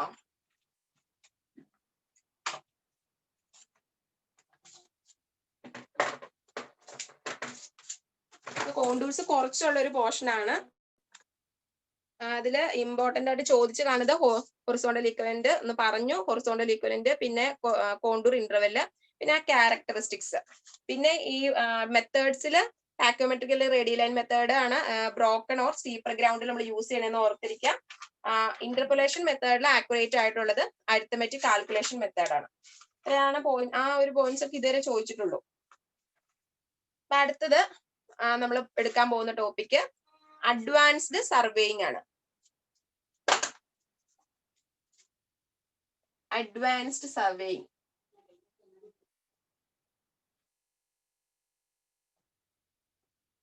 ഇപ്പൊ ഈ പറയുന്ന ചെയിനും കോമ്പസും പ്ലെയിൻ ടേബിളും ഒന്നും കൂടുതൽ യൂസ് ചെയ്യാറില്ല. അഡ്വാൻസ്ഡ് ആയിട്ടുള്ള ഇൻസ്ട്രുമെന്റ്സ് ആണ് യൂസ് ചെയ്ത് കാണുന്നത്. നമ്മുടെ പ്രാക്ടിക്കൽ ആയിട്ട് നമ്മൾ ചെയ്യുമ്പോൾ ഫീൽഡിലൊക്കെ യൂസ് ചെയ്ത് കാണുന്നത് അഡ്വാൻസ്ഡ് ആയിട്ടുള്ള ഇൻസ്ട്രുമെന്റ്സ് ആണ്. അപ്പൊ അഡ്വാൻസ്ഡ് ഇൻസ്ട്രുമെന്റ്സ് ആണ് നമ്മൾ നോക്കാൻ പോകുന്നത് കേട്ടോ. അപ്പൊ അതിൽ ഫസ്റ്റ് ഇൻസ്ട്രുമെന്റ് ആണ് EDM. ഇതിന്റെ ഫുൾ ഫോം തന്നെ ചോദിക്കാറുണ്ട്, electronic distance measurement. Advanced surveying അതല്ലെങ്കിൽ advanced instruments used in survey അതാണ് എടുക്കുന്നത്. അപ്പൊ അതിൽ EDM, ഇലക്ട്രോണിക് ഡിസ്റ്റൻസ് മെഷർമെന്റ്, അതിന്റെ ഫുൾ ഫോം ചോദിച്ച് കാണാറുണ്ട്. ഇലക്ട്രോണിക് ഡിസ്റ്റൻസ് മെഷർമെന്റ് അതാണ് ഫുൾ ഫോം. അപ്പൊ അതിന്റെ പ്രിൻസിപ്പിൾ എന്ന് പറയുന്നത് propagation, reflection and reception. Reflection and reception of waves. Waves ഏതൊക്കെയാന്ന് വെച്ചിട്ടുണ്ടെങ്കിൽ ലൈറ്റ് വേവ്സ്, ലൈറ്റ് വേവ്സും IR റേസ്, ഇൻഫ്രാറെഡ് റേസ്, അതുപോലെ തന്നെ മൈക്രോവേവ് അല്ലെങ്കിൽ റേഡിയോ വേവ്സ്. അപ്പോ EDMന്റെ പ്രിൻസിപ്പിൾ ഓർത്തിരിക്കുക. ലൈറ്റ് വേവ്സോ ഇൻഫ്രാറെഡ് വേവ്സോ അല്ലെങ്കിൽ മൈക്രോവേവ്സോ റേഡിയോ വേവ്സ്, ആ 3 വേവ്സിന്റെ പ്രൊപ്പഗേഷൻ, അത് ഒരു ഇൻസ്ട്രുമെന്റിൽ നിന്ന് അത് പ്രൊപ്പഗേറ്റ് ചെയ്ത് ഒരു ടാർജറ്റ് പോയി അത് റിഫ്ലക്ട് ചെയ്ത് പിന്നെ നമ്മൾ ആ ഇൻസ്ട്രുമെന്റിലേക്ക് തന്നെ റിസപ്ഷൻ ആയിട്ട് ആണ് അവിടെ നമ്മൾ ഡിസ്റ്റൻസ് മെഷർ ചെയ്ത് എടുക്കുന്നത്. അതാണ് അപ്പൊ അതിന്റെ പ്രിൻസിപ്പിൾ. യൂസ് ചെയ്യുന്നത് 3 വേവ്സ് ആണ്, ലൈറ്റ് വേവ്സ്, IR റേസ്, അതുപോലെ തന്നെ മൈക്രോവേവ് അല്ലെങ്കിൽ റേഡിയോ വേവ്സ്. ഇതെങ്ങനെയാന്ന് വെച്ചിട്ടുണ്ടെങ്കിൽ AB എന്ന് പറഞ്ഞ 2 പോയിന്റ്, ഇവരുടെ ഇടയ്ക്കുള്ള ഈ ഡിസ്റ്റൻസ് ആണ് നമുക്ക് മെഷർ ചെയ്തെടുക്കേണ്ടത്. അപ്പൊ നമ്മൾ ഇലക്ട്രോണിക് ഡിസ്റ്റൻസ് മെഷർമെന്റ്, ആ പേര് തന്നെ ഉണ്ട്, എന്തിനു വേണ്ടിയാ? ഡിസ്റ്റൻസ് മെഷർ ചെയ്തെടുക്കാനാണ്. അപ്പൊ AB എന്ന് പറഞ്ഞ ആ ഒരു ഡിസ്റ്റൻസ് ആണ് നമുക്ക് മെഷർ ചെയ്തെടുക്കേണ്ടത്. അപ്പൊ Aയിൽ നമ്മുടെ EDM സെറ്റ് ചെയ്തിട്ട് നമ്മൾ അവിടുന്ന് ഇപ്പോ ഇതിൽ ഏതെങ്കിലും ഒരു വേവ്സ് നമ്മൾ ട്രാൻസ്മിറ്റ് ചെയ്യും. അത് ട്രാൻസ്മിറ്റ് ചെയ്ത് ഇവിടെ ട്രാൻസ്മിറ്റ് ചെയ്ത് ഈ ഒരു പോയിന്റിൽ നമ്മുടെ ടാർജറ്റ് ചെന്ന് റിഫ്ലക്ട് ചെയ്ത് തിരിച്ച് ഈ A എന്ന് പറഞ്ഞ പോയിന്റിൽ തന്നെ തിരിച്ചു വരും. ഇവിടെ ചെന്ന് റിഫ്ലക്ട് ചെയ്തിട്ട് തിരിച്ച് A എന്ന് പറഞ്ഞ പോയിന്റിൽ തന്നെ വരും. അപ്പൊ അങ്ങനെ ഡിസ്റ്റൻസ് എങ്ങനെ കാൽക്കുലേറ്റ് ചെയ്യുന്ന വെച്ചിട്ടുണ്ടെങ്കിൽ, ഡിസ്റ്റൻസ് നമുക്കറിയാം, വെലോസിറ്റി ഇൻറ്റു ടൈം ആണ് നമ്മൾ ഡിസ്റ്റൻസ് കാൽക്കുലേറ്റ് ചെയ്യുന്നത്. അപ്പോൾ ഡിസ്റ്റൻസ് കാൽക്കുലേറ്റ് ചെയ്യണത് V ഇൻറ്റു ടൈം. അതിൽ V എന്ന് പറഞ്ഞിട്ടുണ്ടെങ്കിൽ നമ്മുടെ ലൈറ്റിന്റെ വെലോസിറ്റി 3 × 10⁸ m/s എന്ന് പറഞ്ഞ നമ്മൾ പഠിച്ചിട്ടുള്ള ലൈറ്റിന്റെ വെലോസിറ്റി ഇല്ലേ, അതാണ് ഇവിടുത്തെ V എന്ന് പറയുന്നത്. T എന്ന് പറഞ്ഞിട്ടുണ്ടെങ്കിൽ total time for propagation and reflection. ഇവിടുന്ന് പ്രൊപ്പഗേറ്റ് ചെയ്ത് ഇവിടെ ചെന്ന് ഇവിടെ റിഫ്ലക്ട് ചെയ്ത് ഇവിടെ വരുന്ന ടൈമാണ് T എന്ന് പറയുന്നത്. അപ്പൊ നമുക്ക് ഡിസ്റ്റൻസ് കാൽക്കുലേറ്റ് ചെയ്യുന്നത് AB എന്ന് പറഞ്ഞ ആ ഒരു ഡിസ്റ്റൻസ് ആണ് കാൽക്കുലേറ്റ് ചെയ്യേണ്ടത്. അപ്പൊ ടിയുടെ പകുതി മതി ടൈം എന്ന് പറയുന്നത്. അപ്പൊ D = വെലോസിറ്റി ഇൻറ്റു ടൈമിന്റെ ഹാഫ്. ഇതാണ് നമ്മുടെ final equation. D = V × T/2. T/2 വന്നാൽ എന്താന്ന് മനസ്സിലായല്ലോ? ടോട്ടൽ T എന്ന് പറഞ്ഞാൽ ടോട്ടൽ ടൈം ആണ്. പ്രൊപ്പഗേഷനും റിഫ്ലക്ഷനും എടുക്കുന്ന ടോട്ടൽ ടൈം ആണ് T. നമുക്ക് വേണ്ടത് ഇവിടെ ഈ AB എന്ന് പറഞ്ഞ ഡിസ്റ്റൻസ് ആണ് വേണ്ടത്. അപ്പൊ D = V × T/2. അങ്ങനെ നമുക്ക് ഡിസ്റ്റൻസ് കിട്ടും. അപ്പൊ നമ്മുടെ ഫസ്റ്റ് ഇൻസ്ട്രുമെന്റ് ആണ് EDM. EDMല് മെയിൻ ആയിട്ട് ഓർത്തിരിക്കേണ്ടത് അതിന്റെ ഫുൾ ഫോം, ഈ ഇലക്ട്രോണിക് ഡിസ്റ്റൻസ് മെഷർമെന്റ്. ഇതിന്റെ അകത്ത് കുറച്ച് നമ്മൾ ഇത്രയും നേരം പഠിച്ച പോലത്തെ അത്ര ഈസി ആയിട്ട് ഡൈജസ്റ്റ് ആവുന്ന ഒരു പോർഷൻ അല്ല, അത്ര സുഖമുള്ള ഒരു പോർഷൻ അല്ല. നമ്മൾ കുറെ പ്രാവശ്യം റിപ്പീറ്റ് ചെയ്ത് വായിച്ച് നമ്മൾ അതിനോട് ഇതായിക്കോളും. അപ്പൊ നമ്മൾ EDM ആണ് അതിന് നോക്കുന്നതിൽ ഇലക്ട്രോണിക് ഡിസ്റ്റൻസ് മെഷർമെന്റ് ആണ് അതിന്റെ ഫുൾ ഫോം എന്ന് ഓർത്തിരിക്കുക. പിന്നെ അതിന്റെ പ്രിൻസിപ്പിൾ ആണ് propagation, reflection and reception of light waves, IR waves and microwave or radio waves. ഇനി നമ്മൾ ഡിസ്റ്റൻസ് കാൽക്കുലേറ്റ് ചെയ്യുന്ന ആ പ്രിൻസിപ്പിൾ മനസ്സിലായല്ലോ എങ്ങനെ നടത്തുന്നതിന്. ഇനി D = V × T/2 ആണ്. അങ്ങനെയാണ് നമ്മൾ ഡിസ്റ്റൻസ് കാൽക്കുലേറ്റ് ചെയ്ത് എടുക്കുന്നത്. ഇനി EDM 3 ബേസിസിൽ അതിന്റെ ആ ഒരു ഫീച്ചേഴ്സ് അല്ലെങ്കിൽ അതിന്റെ ഒരു ക്ലാസിഫിക്കേഷൻ പറയാം.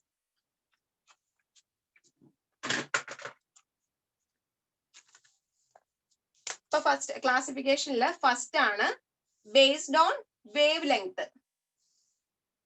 വേവ് ലെങ്ത്തിന്റെ ബേസിസിലുള്ള ഒരു ക്ലാസിഫിക്കേഷൻ. അതിപ്പോ നമ്മൾ പറഞ്ഞല്ലോ വേവ് ലെങ്ത് ഏതൊക്കെ വേവ്സ് യൂസ് ചെയ്യണമെന്ന് പറഞ്ഞില്ലേ. അപ്പൊ ഫസ്റ്റ് വൺ എന്ന് പറയുന്നത് light wave instrument. Light waves ആണ് അവിടെ വേവ് ആയിട്ട് യൂസ് ചെയ്യണമെങ്കിൽ അങ്ങനത്തെ ഇൻസ്ട്രുമെന്റ് ആണ് ലൈറ്റ് വേവ് ഇൻസ്ട്രുമെന്റ് എന്ന് പറയുന്നത്.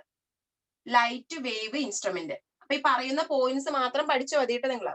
അപ്പൊ ഇതിനകത്ത് യൂസ് ചെയ്യുന്ന വേവ്സ് ഏതാണ്? ലൈറ്റ് വേവ്സ് ആണ് നമ്മൾ ഡിസ്റ്റൻസ് മെഷർമെന്റിന് വേണ്ടി യൂസ് ചെയ്യുന്നത്. നമ്മൾ ആ EDM-ന്ന് ട്രാൻസ്മിറ്റ് ചെയ്യുന്ന വേവ് ഇല്ലേ, അത് ലൈറ്റ് വേവ് ഇൻസ്ട്രുമെന്റ് കേസിൽ ലൈറ്റ് വേവ്സ് ആണ് യൂസ് ചെയ്യുന്നത്.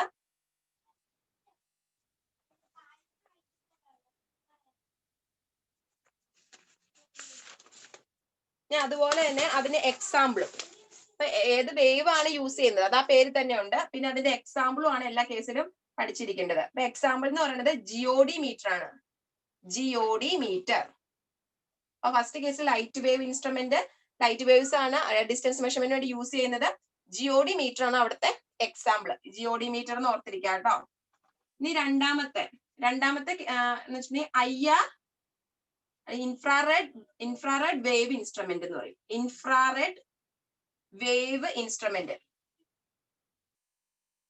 അപ്പൊ അവിടുത്തെ വേവ് ആ ഡിസ്റ്റൻസ് മെഷർ ചെയ്യാൻ വേണ്ടി നമ്മൾ യൂസ് ചെയ്യുന്നത് IR വേവ്സ് ആണ് യൂസ് ചെയ്യുന്നത്, അല്ലെങ്കിൽ IR വേവ്സ്, ഇൻഫ്രാറെഡ് വേവ്സ് ആണ് യൂസ് ചെയ്യുന്നത്. പിന്നെ നമുക്ക് 3 കിലോമീറ്ററിനുള്ളിലുള്ള ആ ഒരു ഡിസ്റ്റൻസ് ആണ് ഇത് വെച്ച് ഈ ഒരു വേവ്സ് വെച്ചിട്ട് മെഷർ ചെയ്യാൻ പറ്റുള്ളൂ. 3 കിലോമീറ്ററിനുള്ളിൽ വെച്ചിട്ട്. അപ്പൊ അതിന്റെ റേഞ്ച് എന്ന് പറയുന്നത് 3 കിലോമീറ്റർ ആണ്. അടുത്ത എക്സാമ്പിൾ എന്ന് പറയുന്നത് ഡിസ്റ്റോമാറ്റ്. നമ്മുടെ ടോട്ടൽ സ്റ്റേഷൻ ആണ് ഈ ഒരു ഇൻഫ്രാറെഡ് വേവ്സ് യൂസ് ചെയ്തിട്ട് നമ്മൾ ആ ഡിസ്റ്റൻസ് മെഷർ ചെയ്യുന്നതിന്റെ example. Distomat D1000 distomat D15 അതാണ് അതിന്റെ എക്സാമ്പിൾ ആയിട്ട് പറയുന്നത്. Distomat means total station. അപ്പൊ ടോട്ടൽ സ്റ്റേഷൻ യൂസ് ചെയ്യുന്നത് ഇൻഫ്രാറെഡ് വേവ്സ് ആണ് ഓർത്തിരിക്കുക. അത് നമ്മൾ അടുത്ത് പറയുന്നുണ്ട് ടോട്ടൽ സ്റ്റേഷൻ ഡീറ്റെയിൽഡ് ആയിട്ട്. അപ്പൊ ടോട്ടൽ സ്റ്റേഷൻ ആണ് ഇൻഫ്രാറെഡ് വേവ് ഇൻസ്ട്രുമെന്റിന് എക്സാമ്പിൾ. ഇനി മൂന്നാമത്തെ എന്ന് പറയുന്നത് microwave. Third one microwave or radio wave instrument. Radio wave.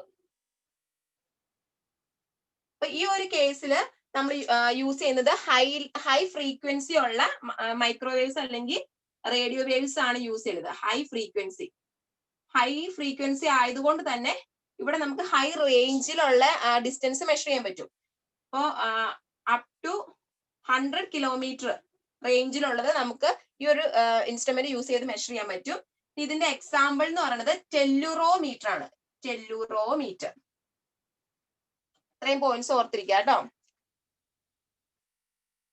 അപ്പോ നമ്മൾ പറഞ്ഞുകൊണ്ടിരുന്നത് EDMന്റെ ക്ലാസിഫിക്കേഷൻ ബേസ്ഡ് ഓൺ വേവ് ലെങ്ത്തിന്റെ ബേസിൽ ലൈറ്റ് വേവ് ഉണ്ട്. ലൈറ്റ് വേവ്സ് ആണ് അവിടെ യൂസ് ചെയ്യുന്നത്. Example ജിഒഡി metre. ഇൻഫ്രാറെഡ് വേവിന്റെ കേസിൽ ഇൻഫ്രാറെഡ് വേവ്സ് ആണ് യൂസ് ചെയ്യുന്നത്. അപ് ടു 3 കിലോമീറ്റർ ആ ഒരു റേഞ്ചിലാണ് നമുക്ക് ഡിസ്റ്റൻസ് കാൽക്കുലേറ്റ് ചെയ്യാൻ പറ്റുള്ളൂ.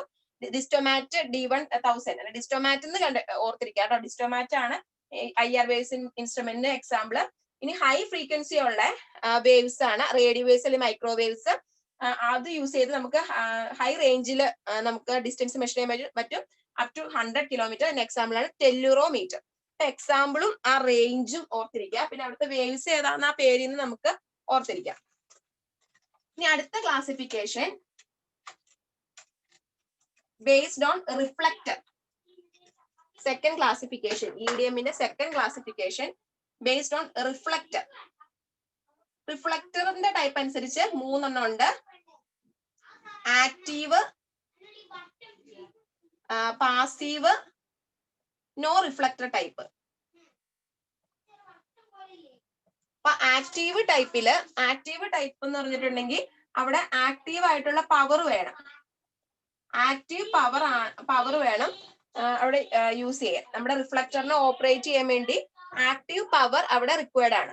ഇനി പാസീവ് റിഫ്ലക്ടറിന്റെ കേസിൽ പ്രിസം റിഫ്ലക്ടർ ആണ് യൂസ് ചെയ്യുന്നത്. അപ്പൊ PP പ്രിസം റിഫ്ലക്ടർ ആണ് ഈ ഒരു കേസിൽ യൂസ് ചെയ്യുന്നത്. ഇനി നോ റിഫ്ലക്ടർ എന്ന് വെച്ചിട്ടുണ്ടെങ്കിൽ അവിടെ റിഫ്ലക്ടർ ഒന്നും കൊടുക്കുന്നില്ലാത്ത ടൈപ്പ്. അപ്പൊ അത്രയാണ് നമ്മുടെ അക്കോർഡിംഗ് ടു അല്ലെങ്കിൽ ബേസ്ഡ് ഓൺ റിഫ്ലക്ടറിന്റെ ബേസിസിലുള്ള ആ EDMന്റെ ക്ലാസിഫിക്കേഷൻ. ആക്റ്റീവ്, അവിടെ ആക്റ്റീവ് പവർ വേണം നമ്മുടെ റിഫ്ലക്ടറിനെ ഓപ്പറേറ്റ് ചെയ്യാൻ. ഇനി റിഫ്ലക്ടേഴ്സ് ഇല്ലാത്ത ഒരു ടൈപ്പ് ഉണ്ട്, അത് നോ റിഫ്ലക്ടർ. പാസീവ് എന്ന് വെച്ചിട്ടുണ്ടെങ്കിൽ പ്രിസം ആണ് നമ്മൾ റിഫ്ലക്ടർ ആയിട്ട് കൊടുക്കുന്നത്. ഇനി മൂന്നാമത്തെ ക്ലാസിഫിക്കേഷൻ ബേസ്ഡ് ഓൺ റേഞ്ച്. നമ്മളിപ്പോ ഓൾറെഡി റേഞ്ച് പറഞ്ഞു. അപ്പൊ ആ ഒരു റേഞ്ചിന്റെ ഇതിൽ നമ്മൾ ഇൻസ്ട്രുമെന്റ് പറയും, EDMനെ പറയും. EDMനെ 3 ടൈപ്പ് ആയിട്ട് പറയാറുണ്ട്. ഷോർട്ട് റേഞ്ച്ഡ്, മീഡിയം റേഞ്ച്ഡ്, പിന്നെ ഏതായിരിക്കും ലോങ് റേഞ്ച്ഡ്. Long range. അപ്പൊ 3 രീതി പറയും. അപ്പൊ ഷോർട്ട് റേഞ്ച് എന്ന് പറഞ്ഞിട്ടുണ്ടെങ്കിൽ 5 കിലോമീറ്റർ താഴെയുള്ളത്, ലെസ് ദാൻ 5 കിലോമീറ്റർ താഴെയുള്ള. അപ്പൊ നമ്മൾ പറഞ്ഞ ഏതാ നമ്മുടെ IR ഇൻഫ്രാറെഡ് വേവ് ഇൻസ്ട്രുമെന്റ് ഈ ഒരു കേസിൽ വരും. ഷോർട്ട് റേഞ്ച് ഇൻസ്ട്രുമെന്റ് കേസിൽ വരും. നമ്മുടെ IR എക്സാമ്പിൾ എഴുതേണ്ടത് നമ്മൾ ഓൾറെഡി പറഞ്ഞത്. അപ്പൊ ലെസ് ദാൻ 5 കിലോമീറ്റർ ആണെങ്കിൽ നമ്മൾ ഷോർട്ട് റേഞ്ച് എന്ന് പറയും. 5 to 25 കിലോമീറ്റർ ആണ് ആ ഒരു ഇൻസ്ട്രുമെന്റ് റേഞ്ചിങ്, അതിന് മീഡിയം റേഞ്ച് എന്ന് പറയും. ഇനി ഗ്രേറ്റർ ദാൻ 25 കിലോമീറ്റർ നമ്മൾ പറഞ്ഞത് ഏത് കേസ് ആയിരുന്നു? 100 കിലോമീറ്റർ വരെ ഡിസ്റ്റൻസ് മെഷർ ചെയ്യാം. നമ്മുടെ റേഡിയോ വേവ്സ് അല്ലെങ്കിൽ മൈക്രോവേവ് ഒക്കെ ലോങ് റേഞ്ച് ഇൻസ്ട്രുമെന്റ് കാറ്റഗറിയിൽ വരും. അപ്പൊ ഇങ്ങനെ മൂന്നായിട്ടാണ് നമ്മുടെ EDM-നെ ക്ലാസിഫൈ ചെയ്തേക്കുന്നത്. അപ്പൊ ബേസ്ഡ് ഓൺ വേവ് ലെങ്ത് മൂന്നെണ്ണം ഏതൊക്കെയായിരുന്നു? Light wave instrument, infrared wave instrument, microwave or radio wave instrument. Based on reflector, active reflector type, passive reflector type and no reflector type instrument. Based on range, short range instrument, medium range instrument, long range instrument. ആ range ഓർത്തിരിക്കുക കേട്ടോ. അത്രയാണ് നമുക്ക് EDM പറയാനുള്ളൂ. EDM-ൽ നമ്മള് ഈ classification കൂടാതെ അതിന്റെ ഫുൾ ഫോം പിന്നെ പ്രിൻസിപ്പിള് ആണ് പറഞ്ഞോളൂ. പിന്നെ distance calculate formula D = V × T/2 അത്രയാണ് പറഞ്ഞോളൂ. ഇനി രണ്ടാമത്തെ ഇൻസ്ട്രുമെന്റ് ആണ് ടോട്ടൽ സ്റ്റേഷൻ. Total station. അപ്പൊ ടോട്ടൽ സ്റ്റേഷന്റെ നമ്മൾ പറഞ്ഞു EDM-ന് ഒരു എക്സാമ്പിൾ ആണ് ടോട്ടൽ സ്റ്റേഷൻ എന്ന് പറയുന്നത്. അപ്പൊ EDM-ല് ഇൻഫ്രാറെഡ് റേസ് യൂസ് ചെയ്യുന്നത് നമ്മൾ ഡിസ്റ്റോമാറ്റിലാണ് എക്സാമ്പിൾ പറഞ്ഞത് ടോട്ടൽ സ്റ്റേഷൻ ആണ്. അപ്പൊ ടോട്ടൽ സ്റ്റേഷൻ എന്ന് പറഞ്ഞിട്ടുണ്ടെങ്കിൽ it's a combination of EDM electronic distance മെഷർമെന്റിന്റെയും ഇലക്ട്രോണിക് തിയോഡലൈറ്റിന്റെയും ഒരു കോമ്പിനേഷൻ ആണ്. ചോദിക്കാറുള്ള ക്വസ്റ്റ്യൻ ആട്ടോ. It's a combination of EDM and electronic theodolite. കഴിഞ്ഞ നടന്ന പരീക്ഷയ്ക്ക് ചോദിച്ചത്. അപ്പൊ രണ്ട് ഓപ്ഷൻ ഇതായിരുന്നു. It's a combination of electronic theodolite and EDM. അടുത്ത option combination of EDM and theodolite. അപ്പോ ഓർത്തിരിക്കുക ഇലക്ട്രോണിക് തിയോഡലൈറ്റ്. ഈ ടോട്ടൽ സ്റ്റേഷൻ എന്ന് പറഞ്ഞാൽ ഒരു മോഡേൺ ഇൻസ്ട്രുമെന്റ്, അതും ചോദിച്ചിട്ടുണ്ട്. Modern instrument used in surveying. ഇപ്പൊ നമ്മൾ സാധാരണ എല്ലാ ഫീൽഡിലും നമ്മൾ അപ്ലൈ ചെയ്യുന്നത് ഈ നമ്മുടെ ടോട്ടൽ സ്റ്റേഷനാണ്. ബാക്കിയുള്ള ഇൻസ്ട്രുമെന്റ്സ് ഒന്നും തന്നെ യൂസ് ചെയ്യാറില്ല. ടോട്ടൽ സ്റ്റേഷൻ ആണ് കംപ്ലീറ്റ് വർക്കിന് വേണ്ടി യൂസ് ചെയ്യുന്നത്. അപ്പൊ modern instrument used in surveying എന്ന് പറയുന്നത് ടോട്ടൽ സ്റ്റേഷൻ ആണ്. അങ്ങനെയും ചോദിക്കാറുണ്ട്. പിന്നെ ടോട്ടൽ സ്റ്റേഷൻ എന്ന് പറഞ്ഞാൽ എന്തിന്റെയൊക്കെ കോമ്പിനേഷൻ ആണ്? അപ്പൊ വെറും തിയോഡലൈറ്റ് എന്ന് അല്ല, ഇലക്ട്രോണിക് ഡിസ്റ്റൻസ് മെഷർമെന്റിന്റെയും ഇലക്ട്രോണിക് തിയോഡലൈറ്റിന്റെയും കോമ്പിനേഷൻ ആണ്. അപ്പൊ ഇലക്ട്രോണിക് എന്നുള്ള ആ വേർഡ് ഇമ്പോർട്ടന്റ് ആട്ടോ. വെറും തിയോഡലൈറ്റ് അല്ല, ഇലക്ട്രോണിക് തിയോഡലൈറ്റ്. അപ്പൊ EDM എന്ന് പറയുന്നത് ഇലക്ട്രോണിക് അല്ലേ, അപ്പൊ ഇതും തിയോഡലൈറ്റും ഇലക്ട്രോണിക് ആണെന്ന് ഓർത്തിരിക്കണം. അങ്ങനെ ക്വസ്റ്റ്യൻസ് ചോദിക്കാറുണ്ട്. പിന്നെ ഇവിടുത്തെ പ്രിൻസിപ്പിൾ എന്ന് പറയുന്നത് സെയിം തന്നെയാണ്. നമ്മുടെ ടോട്ടൽ സ്റ്റേഷന്റെ പ്രിൻസിപ്പിൾ എന്ന് പറയുന്നത് സെയിം. ആ പ്രൊപ്പഗേഷൻ നമ്മൾ ആ കഴിഞ്ഞ കേസിൽ പറഞ്ഞില്ലേ, EDM-ന്റെ കേസിൽ പറഞ്ഞ പോലെ തന്നെ പ്രൊപ്പഗേഷനും ട്രാൻസ്മിഷൻ റിഫ്ലക്ഷനും റിസപ്ഷനും ആണ് ഇവിടുത്തെ പ്രിൻസിപ്പിൾ എന്ന് പറയുന്നത്. അതിന് പ്രത്യേകം പറയേണ്ട. പിന്നെ IR വേവ്സ് ആണ് യൂസ് ചെയ്യുന്നത്. ഇത് ഓർത്തിരിക്കട്ടെ, ഏത് വേവ്സ് ആണ് യൂസ് ചെയ്യുന്നത്? IR വേവ്സ് ആണ് യൂസ് ചെയ്യുന്നത്. ഇനി ഇതിന് 3 പാർട്സ് ഉണ്ട്, അല്ലെങ്കിൽ 3 യൂണിറ്റ്സ് ഉണ്ടെന്ന് പറയാം. ഒരു മൈക്രോ പ്രൊസസർ ഫസ്റ്റ് യൂണിറ്റ് ആണ് മൈക്രോ പ്രൊസസർ യൂണിറ്റ്. അപ്പൊ നമുക്ക് കിട്ടിയ ഡേറ്റേനെയൊക്കെ നമ്മൾ പ്രോസസ് ചെയ്യുന്നത് ഈ മൈക്രോ പ്രൊസസർ യൂണിറ്റിൽ വെച്ചാണ്. അപ്പൊ ഡേറ്റ പ്രോസസ്സിംഗ് ആണ് ഇവിടുത്തെ ഫംഗ്ഷൻ എന്ന് പറയുന്നത്. മൈക്രോ പ്രൊസസർ ഉണ്ട്. പിന്നെ അടുത്ത യൂണിറ്റ് ആണ് ഇലക്ട്രോണിക് ഡേറ്റ കളക്ടർ. ഡേറ്റയെ കളക്ട് ചെയ്യുന്നത് ഈ ഇലക്ട്രോണിക് ഡേറ്റ കളക്ടർ ആണ്. പിന്നെ സ്റ്റോറേജ് സിസ്റ്റം. നമ്മൾ ഈ കളക്ട് ചെയ്ത ഡേറ്റേനെയും സ്റ്റോറേജ് സിസ്റ്റം അതൊരു ഇലക്ട്രോണിക് ബുക്ക് ആണ്. അപ്പൊ കളക്ട് ചെയ്ത ഡേറ്റേനെയും പിന്നെ നമ്മൾ കമ്പ്യൂട്ടേഷൻ ഒക്കെ കഴിഞ്ഞുള്ള ഡേറ്റേനെ നമ്മൾ സ്റ്റോർ ചെയ്യുന്നത് ഇലക്ട്രോണിക് ബുക്ക് അല്ലെങ്കിൽ സ്റ്റോറേജ് സിസ്റ്റത്തിലാണ് അത് സ്റ്റോർ ചെയ്യുന്നത്. അപ്പൊ 3 പാർട്സ് ആണ് മെയിൻ ആയിട്ടുള്ളതെന്ന് ഓർക്കുക. മൈക്രോ പ്രോസസർ, അത് ഡേറ്റ പ്രോസസ്സിങ്ങിന് വേണ്ടിയാണ് യൂസ് ചെയ്യുന്നത്. പിന്നെ ഇലക്ട്രോണിക് ഡേറ്റ കളക്ടർ, ഡേറ്റ ഒക്കെ കളക്ട് ചെയ്യാൻ വേണ്ടി യൂസ് ചെയ്യുന്ന ഇലക്ട്രോണിക് ഡേറ്റ കളക്ടർ, അങ്ങനെ ഒരു യൂണിറ്റ് ഉണ്ട്. പിന്നെ ഈ കളക്ട് ചെയ്ത ഡേറ്റേനെയും പിന്നെ കമ്പ്യൂട്ട് ചെയ്ത ഡേറ്റേനെയും നമ്മൾ സ്റ്റോർ ചെയ്യാൻ സെപ്പറേറ്റ് ആയിട്ട് സ്റ്റോറേജ് സിസ്റ്റം അല്ലെങ്കിൽ ഇലക്ട്രോണിക് ബുക്ക് സിസ്റ്റം ഉണ്ട്. ഇതാണ് മെയിൻ ആയിട്ടുള്ള യൂണിറ്റ്സ്. അപ്പൊ അത് നീ ചോദിച്ച് കണ്ടിട്ടില്ല. പക്ഷെ നമ്മൾ ഇനി അടുത്ത കേസിൽ GPS-ന്റെ കേസ് പറയുമ്പോൾ അതിന്റെ 3 സെഗ്മെന്റ് ചോദിച്ചിട്ടുണ്ട്. ഇതും ചോദിക്കാൻ പാടില്ല എന്നൊന്നും ഇല്ല. ജസ്റ്റ് ഓർത്തിരിക്കാം. Microprocessor, electronic data collector and storage system എന്ന് പറയുന്നത് നമ്മുടെ ടോട്ടൽ സ്റ്റേഷനുമായിട്ട് റിലേറ്റ് ചെയ്ത ടേംസ് ആണ് ഓർത്തിരിക്കുക. അതിന്റെ യൂണിറ്റ്സ് ആണ്. ഇനി ഇതിന്റെ ആപ്ലിക്കേഷൻ പറയുവാണെങ്കിൽ, ആപ്ലിക്കേഷൻ അല്ലെങ്കിൽ നമുക്ക് ഇത് വെച്ചിട്ട് എന്തൊക്കെ കാൽക്കുലേറ്റ് ചെയ്യാം. നമുക്ക് ഞാൻ പറഞ്ഞു മോഡേൺ സർവേയിങ്ങിൽ നമ്മൾ കൂടുതൽ യൂസ് ചെയ്യുന്നത് ടോട്ടൽ സ്റ്റേഷൻ ആണെന്ന് പറഞ്ഞു. അപ്പൊ എല്ലാ രീതിയിലുള്ള ഒരു മെഷർമെന്റും ഈ ടോട്ടൽ സ്റ്റേഷൻ വെച്ച് നമുക്ക് ചെയ്യാൻ പറ്റും. എന്തൊക്കെയാന്ന് വെച്ചിട്ടുണ്ടെങ്കിൽ വെർട്ടിക്കൽ ആംഗിൾ, നമ്മൾ തിയോഡലൈറ്റ് എടുക്കുന്ന എന്തൊക്കെയായിരുന്നു, വെർട്ടിക്കൽ ആംഗിളും ഹൊറിസോണ്ടൽ ആംഗിളും അത് ഇവിടെ എടുക്കാൻ പറ്റും. വെർട്ടിക്കൽ ആൻഡ് ഹൊറിസോണ്ടൽ ആംഗിൾ നമുക്ക് എടുക്കാൻ പറ്റും. അപ്പൊ തിയോഡലൈറ്റിന്റെ ആ ഒരു ഫംഗ്ഷൻ ഇത് ചെയ്തു കഴിഞ്ഞു. പിന്നെ നമുക്ക് vertical and horizontal distance calculate ചെയ്യാൻ പറ്റും. അത് നമ്മൾ കാൽക്കുലേറ്റ് ചെയ്യുന്ന ടാക്യോമെട്രി യൂസ് ചെയ്തായിരുന്നു, അതും ഇവിടെ പറ്റും. പിന്നെ എലിവേഷൻ, നമ്മൾ ലെവലിംഗ് ചെയ്യുന്ന എലിവേഷനും ഇവിടെ കാൽക്കുലേറ്റ് ചെയ്യാൻ പറ്റും. എലിവേഷൻ ആട്ടോ, അത് തന്നെ അടുത്തൊരു പോയിന്റ് പറയാനുണ്ട്, അത് എലിവേഷൻ ആണ് ഇവിടെ കാൽക്കുലേറ്റ് ചെയ്യുന്നത്. പിന്നെ നമുക്ക് കുറെ ആംഗിൾസ് ഉണ്ട്, നമ്മൾ ചെയ്തിട്ട് കുറെ ആംഗിൾസ് കിട്ടിയിട്ടുണ്ട്. അപ്പൊ അങ്ങനത്തെ മൾട്ടിപ്പിൾ ആംഗിൾസിന്റെ ആവറേജ് എടുക്കാൻ പറ്റും. കുറെ ആംഗിൾസിന്റെ ആവറേജ് നമുക്ക് വേണമെങ്കിൽ അതും ചെയ്യാൻ പറ്റും. ആവറേജ് ഓഫ് മൾട്ടിപ്പിൾ ആംഗിൾസ് നമുക്ക് ഈ ഒരു ഇൻസ്ട്രുമെന്റ് യൂസ് ചെയ്ത് കമ്പ്യൂട്ട് ചെയ്യാൻ പറ്റും. അതുപോലെ തന്നെ average of distance, average of multiple distance നമുക്ക് കമ്പ്യൂട്ട് ചെയ്യാൻ പറ്റും. നമുക്ക് ചെയ്യാൻ പറ്റില്ലാത്തതായിട്ട് ഒന്നുമില്ല. പിന്നെ distance between any two points,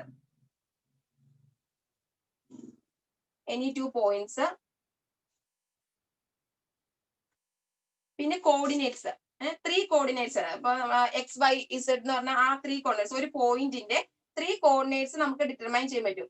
3 coordinates X Y Z എന്ന് പറഞ്ഞാൽ ആ 3 കോർഡിനേറ്റ്സ് നമുക്ക് വേണമെങ്കിൽ ഈ ഒരു ടോട്ടൽ സ്റ്റേഷൻ യൂസ് ചെയ്തിട്ട് ഡിറ്റർമൈൻ ചെയ്യാൻ പറ്റും. അപ്പൊ എല്ലാം നമുക്ക് ചെയ്യാൻ പറ്റും ടോട്ടൽ സ്റ്റേഷൻ യൂസ് ചെയ്തിട്ട്. എക്സെപ്റ്റ് ഒരു കേസ് മാത്രം പറ്റില്ല, ഇവിടെ എലിവേഷൻ പറ്റുമെന്ന് പറഞ്ഞു. പക്ഷെ രണ്ട് പോയിന്റ്സ് തമ്മിലുള്ള ആ എലിവേഷന്റെ ഡിഫറൻസ്, ലെവൽ ഡിഫറൻസ് നമുക്ക് കാണാൻ പറ്റില്ല. അപ്പൊ അത് പ്രത്യേകം ഓർത്തിരിക്കാം കേട്ടോ. Level difference between 2 points cannot be determined using this total station. Level difference cannot be find. അപ്പൊ ഇതൊന്നും ഓർത്തിരുന്നില്ലെങ്കിൽ എന്താണ് നമുക്ക് എടുക്കാൻ പറ്റില്ലാത്തെന്ന് ഓർത്തിരിക്കുക. ലെവൽ ഡിഫറൻസ്, എലിവേഷൻ എടുക്കാൻ പറ്റും, പക്ഷെ ലെവൽ ഡിഫറൻസ് എടുക്കാൻ പറ്റില്ല. അപ്പൊ ഈ ഒരു പോയിന്റ് ഓർത്തിരിക്കാം. ഇതൊന്നും ഓർത്തിരിക്കണമെന്നില്ല, കാരണം എല്ലാം എടുക്കാന്ന് കൂടെ ഓർത്തിരുന്നാൽ മതി. പക്ഷെ ലെവൽ ഡിഫറൻസ് നമുക്ക് എടുക്കാൻ പറ്റില്ല എന്ന് ഓർത്തിരിക്കാം. പിന്നെ നമ്മൾ അതിന്റെ ആപ്ലിക്കേഷൻ വരുന്നത് കോണ്ടൂർ അല്ലെങ്കിൽ ഡീറ്റെയിൽ മാപ്പിങ്ങിന് നമ്മൾ യൂസ് ചെയ്യും. ജനറൽ പർപ്പസ് ആംഗിൾ മെഷർമെന്റ്, ജനറലായിട്ട് ആംഗിൾ മെഷർ ചെയ്യാൻ വേണ്ടി യൂസ് ചെയ്യും. ഡിസ്റ്റൻസ് മെഷർമെന്റിന്, സ്ലോപ്പ് മെഷർമെന്റിന്, കോണ്ടൂർ സർവേക്ക് യൂസ് ചെയ്യും. പിന്നെ മൈനിങ്ങിന് യൂസ് ചെയ്യും. ഈവൻ ടണൽസിൽ വരെ യൂസ് ചെയ്യും. പിന്നെ ആർക്കിയോളജിക്കൽ ഇൻവെസ്റ്റിഗേഷൻ, അപ്പൊ എല്ലാ ഫീൽഡിലും ഇതിന്റെ ആപ്ലിക്കേഷൻ വരുന്നുണ്ട്. അപ്പൊ അതൊക്കെ ജസ്റ്റ് വായിച്ചു വിടുക കേട്ടോ. പിന്നെ പ്രിൻസിപ്പിൾ ഞാൻ പറഞ്ഞു, ഇഡിഎമ്മിന്റെ സെയിം പ്രിൻസിപ്പിൾ ആണെന്ന് പറഞ്ഞു. ഇവിടെ ഡിസ്റ്റൻസ് കാൽക്കുലേറ്റ് ചെയ്യുന്നത് d = v × t/2. അപ്പൊ സെയിം പ്രിൻസിപ്പിൾ ആകുമ്പോൾ ആ ഒരു രീതി തന്നെയാണ് ഡിസ്റ്റൻസ് കാൽക്കുലേറ്റ് ചെയ്യുന്നത്. പിന്നെ നമ്മളൊരു ഇലക്ട്രോണിക് 3 പാർട്സ് പറഞ്ഞപ്പോ മൈക്രോ പ്രോസസർ, നമ്മുടെ സ്റ്റോറേജ് സിസ്റ്റം എന്ന് പറഞ്ഞില്ലായിരുന്നോ? അപ്പൊ ആ സ്റ്റോറേജ് സിസ്റ്റം, നമ്മുടെ ഇലക്ട്രോണിക് ബുക്ക്, ആ 3 പാർട്സ് പറഞ്ഞ് ഓർക്കുന്നില്ലേ? Microprocessor, electronic data collector, പിന്നെ സ്റ്റോറേജ് സിസ്റ്റം അല്ലെങ്കിൽ ഇലക്ട്രോണിക് ബുക്ക് എന്ന് പറയുന്നത്. അപ്പൊ ആ ഒരു ഇലക്ട്രോണിക് ബുക്ക് എന്ന് വെച്ചിട്ടുണ്ടെങ്കിൽ ഒരു CD പോലെയാണ്, ഒരു കോമ്പാക്ട് ഡിസ്ക് പോലെയാണ്. അപ്പൊ ആ ഇലക്ട്രോണിക് ബുക്കില് ഈ ഒരു പോയിന്റ് വിട്ടുപോയതായിരുന്നു കേട്ടോ ആ യൂണിറ്റ് പറഞ്ഞപ്പോ. ഇലക്ട്രോണിക് ബുക്കില് 2000 to 4000 പോയിന്റ് ഡേറ്റ സ്റ്റോർ ചെയ്യാൻ പറ്റും. നമ്മൾ 3 യൂണിറ്റ്സ് പറഞ്ഞായിരുന്നു, micro processor, electronic data collector and electronic book അല്ലെങ്കിൽ സ്റ്റോറേജ് ഡിവൈസ് എന്ന് പറഞ്ഞ ഒരു 3 യൂണിറ്റ്സ് പറഞ്ഞു. അല്ലെങ്കിൽ ഇലക്ട്രോണിക് ബുക്കില് 2000 to 4000 പോയിന്റ് ഡേറ്റാസിന് നമുക്ക് സ്റ്റോർ ചെയ്ത് വെക്കാൻ പറ്റൂ എന്നാണ് പറയുന്നത്. അത്ര ഇമ്പോർട്ടന്റ് ആയിട്ട് ഇത് ചോദിച്ചൊന്നും കണ്ടിട്ടില്ല, അപ്പൊ ഓർത്തിരിക്കാം. 2000 to 4000 പോയിന്റ് ഡേറ്റാസ് വരെ ആ ഒരു ഇലക്ട്രോണിക് ബുക്കിൽ നമുക്ക് സ്റ്റോർ ചെയ്ത് വെക്കാൻ പറ്റും. അത്രയാണ് മെയിൻ ആയിട്ടുള്ള പോയിന്റ്സ് ടോട്ടൽ സ്റ്റേഷനിൽ. പിന്നെ അതിന്റെ അഡ്വാൻറ്റേജസും ഡിസ്അഡ്വാൻറ്റേജസും നമുക്ക് അറിയാലോ. അഡ്വാൻറ്റേജ് എന്ന് വെച്ചിട്ടുണ്ടെങ്കിൽ ഫീൽഡ് വർക്ക് നമുക്ക് പെട്ടെന്ന് ചെയ്തെടുക്കാൻ പറ്റും. ട്രിപ്പോഡൊക്കെ പെട്ടെന്ന് സെറ്റ് ചെയ്യാൻ പറ്റും. ജസ്റ്റ് ഒരു ക്ലിക്കില് ഒന്ന് പ്രസ് ചെയ്യുമ്പോഴത്തേക്കും നമുക്ക് ആ ഡിസ്റ്റൻസ് ഒക്കെ മെഷർ ചെയ്തിടാൻ പറ്റും. ഒരുപാട് സെറ്റിംഗ് അങ്ങനത്തെ കാര്യങ്ങളൊന്നും വേണ്ട. പിന്നെ ആക്യുറസി, കിട്ടുന്ന ചെയ്യുന്ന വർക്കിന്റെ ആക്യുറസി കൂടുതലായിരിക്കും, എറർ കുറവായിരിക്കും. പിന്നെ കോർഡിനേറ്റ് ഒക്കെ ഞാൻ പറഞ്ഞു, XYZ കോർഡിനേറ്റ് കാൽക്കുലേറ്റ് ചെയ്യുമ്പോൾ അതൊക്കെ വെരി ഫാസ്റ്റ് ആയിട്ട് കാൽക്കുലേറ്റ് ചെയ്യാൻ പറ്റും. പിന്നെ ഒരു കമ്പ്യൂട്ടറുമായിട്ട് കണക്ട് ചെയ്തിട്ടുണ്ടെങ്കിൽ ഇതിന്റെ ഡേറ്റാസിനെയൊക്കെ അങ്ങോട്ട് മാറ്റിട്ട്, അല്ലെങ്കിൽ ഒരു പെൻ ഡ്രൈവ് വെച്ച് നമുക്ക് ഇതിനകത്ത് സ്റ്റോർ ചെയ്തേക്കണ ആ കമ്പ്യൂട്ടേഷനും ആ ഡേറ്റാസും ഒക്കെ നമുക്ക് പെൻ ഡ്രൈവ് ഒക്കെ വെച്ചിട്ട് അതിൻ്റെ അകത്ത് എടുത്ത് നമുക്ക് ഈസിലി മാപ്പ് ഒക്കെ പ്രിപ്പയർ ചെയ്യാൻ പറ്റും. ഡയറക്റ്റ് ആയിട്ട് വാല്യൂസ് കൊടുത്ത് നമുക്ക് അതിന് ആ ഒരു സോഫ്റ്റ്വെയർ ഉണ്ടെങ്കിൽ നമുക്ക് ഈസി ആയിട്ട് മാപ്പ് ഒക്കെ പ്രിപ്പയർ ചെയ്ത് കിട്ടും. അല്ലാതെ ഓരോ പോയിന്റ്സും വരച്ച് നമ്മൾ തന്നെ മാപ്പ് പ്രിപ്പയർ ചെയ്യേണ്ട കാര്യമൊന്നും ഇല്ല. അപ്പൊ ടോട്ടൽ സ്റ്റേഷന്റെ അഡ്വാൻറ്റേജ് ആണ് അതൊക്കെ. ഇനി എന്റെ ഡിമെറിറ്റ്സ് എന്ന് പറഞ്ഞിട്ടുണ്ടെങ്കിൽ ഓഫ് കോഴ്സ് കോസ്റ്റ് കൂടുതലായിരിക്കും. സ്കിൽഡ് ലേബേഴ്സ്, എക്സ്പീരിയൻസ്ഡ് ആയിട്ടുള്ള ആൾക്കാർ വേണം ഈ ഒരു വർക്ക് ക്യാരി ഔട്ട് ചെയ്യാൻ. പിന്നെ അതുപോലെ തന്നെ പിന്നെ ഓവറോൾ സർവേയുടെ ഓവറോൾ ചെക്ക് ചെയ്യാൻ കുറച്ച് ഡിഫറൻസ് ഉണ്ട്, ഡിഫിക്കൽട്ടി ആണെന്നാണ് പറയുന്നത്.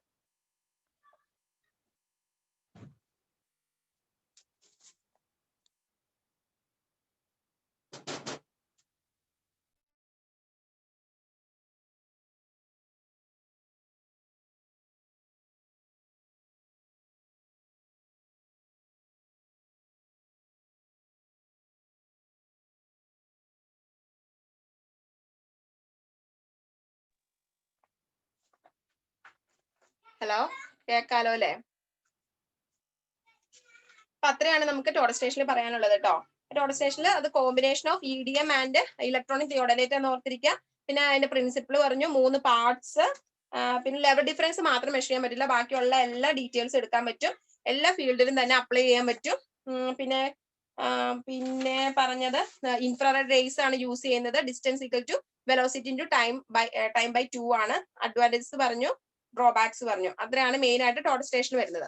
ഇനി ടോട്ടൽ സ്റ്റേഷനിൽ കുറച്ചും കൂടെ അഡ്വാൻസ്ഡ് ആയിട്ടുള്ളതാണ് റോബോട്ടിക്. 3ാമത്തെ ഇൻസ്ട്രുമെന്റ് ആണ് റോബോട്ടിക് ടോട്ടൽ സ്റ്റേഷൻ.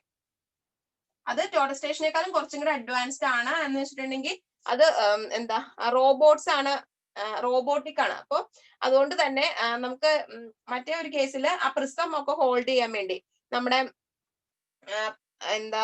നമ്മുടെ ഈ ടോട്ടൽ സ്റ്റേഷന്റെ കേസിൽ പ്രിസം ഹോൾഡ് ചെയ്യാൻ വേണ്ടി നമ്മൾ ഇൻസ്ട്രുമെന്റ് വർക്ക് ചെയ്യുന്ന ആള് മാത്രം പോരാ, നമ്മുടെ റേഞ്ച് റോഡൊക്കെ പിടിക്കുന്ന പോലെ ആ പ്രിസം പിടിക്കാനും, പ്രിസം ബോളിന്റെ മുകളിൽ ഒരു പ്രിസം ഒക്കെ വെച്ചിട്ടാണ് ആ റിഫ്ലക്ട് നമ്മുടെ ആ സെൻസറി അന്ന് വീഴുന്നത്. അപ്പൊ ആ നമ്മുടെ റേഞ്ച് റോഡ് പിടിക്കുന്ന പോലെ തന്നെ അവിടെ പ്രിസം പിടിക്കാനൊക്കെ ആള് വേണം. പക്ഷെ ഈ ഒരു കേസിൽ അങ്ങനത്തെ എല്ലാം റിമോട്ട് കൺട്രോൾഡ് ആണ്. റോബോട്ടിക് ആയിട്ടുള്ള ഒരു ടോട്ടൽ സ്റ്റേഷൻ ആയ കാരണം അതിന്റെ ഒരു കുറച്ചും കൂടി അഡ്വാൻസ്ഡ് വേർഷൻ ആണ് ഈ പറയുന്ന റോബോട്ടിക് ടോട്ടൽ സ്റ്റേഷൻ എന്ന് പറയുന്നത്.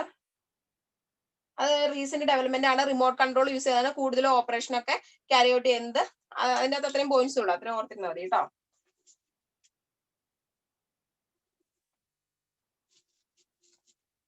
പിന്നെ കോർഡിനേറ്റ്സ് എന്ന് പറയുന്നത് നമ്മുടെ ടോട്ടൽ സ്റ്റേഷനിലെ ജനറൽ ആയിട്ട് കോർഡിനേറ്റ്സ് എന്ന് പറയുന്നത് നമുക്ക് ടോട്ടൽ സ്റ്റേഷൻ വെച്ച് നമുക്ക് കിട്ടുന്നത് പോളാർ കോർഡിനേറ്റ്സ് ആണെന്ന് ഓർത്തിരിക്കാം.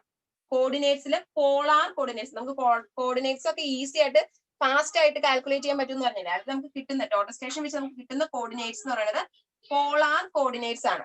പോളാർ കോർഡിനേറ്റ്സ് എന്ന് വെച്ചിട്ടുണ്ടെങ്കിൽ ഒരു ലൈനും ആംഗിളും, നമ്മൾ ഓട്ടോക്കാഡിൽ അത് വിശദീകരിച്ച് പഠിച്ചിട്ടുണ്ട്. പോളാർ കോർഡിനേറ്റ്സ് എന്താ, കാർട്ടീഷ്യൻ കോർഡിനേറ്റ്സ് എന്താന്ന്. അപ്പൊ പോളാർ കോർഡിനേറ്റ്സ് ആണ് നമുക്ക് ഡയറക്റ്റ് ആയിട്ട് ടോട്ടൽ സ്റ്റേഷനിൽ നിന്ന് കിട്ടുന്നതെന്ന് ഓർത്തിരിക്കാം. പോളാർ കോർഡിനേറ്റ്സ് വെച്ചിട്ടുണ്ടെങ്കിൽ ഒരു ലൈനും ആംഗിളും. ഡീറ്റെയിൽ നമുക്ക് ഇവിടെ വേണ്ട കേട്ടോ, നമുക്ക് അതിനുള്ള സമയമില്ല. പോളാർ കോർഡിനേറ്റ്സ് ആണ് കിട്ടുന്നത്. ഇനി ഈ പോളാർ കോർഡിനേറ്റ്സിനെ നമുക്ക് ടോട്ടൽ സ്റ്റേഷൻ കിട്ടിയ പോളാർ കോർഡിനേറ്റ്സിനെ കാർട്ടീഷ്യൻ കോർഡിനേറ്റ്സ് ആയിട്ട് കൺവേർട്ട് ചെയ്തിട്ടാണ് കാൽക്കുലേഷൻ ഒക്കെ ചെയ്യുന്നത്. അപ്പൊ പോളാർ കോർഡിനേറ്റ്സ് ആണ് ഈ നമ്മുടെ റോബോട്ടിക് ടോട്ടൽ സ്റ്റേഷനിൽ മാത്രമല്ല കേട്ടോ, നമ്മുടെ ജനറലി ടോട്ടൽ സ്റ്റേഷനിൽ കിട്ടുന്ന കോർഡിനേറ്റ്സ് പോളാർ കോർഡിനേറ്റ്സ് ആണ്.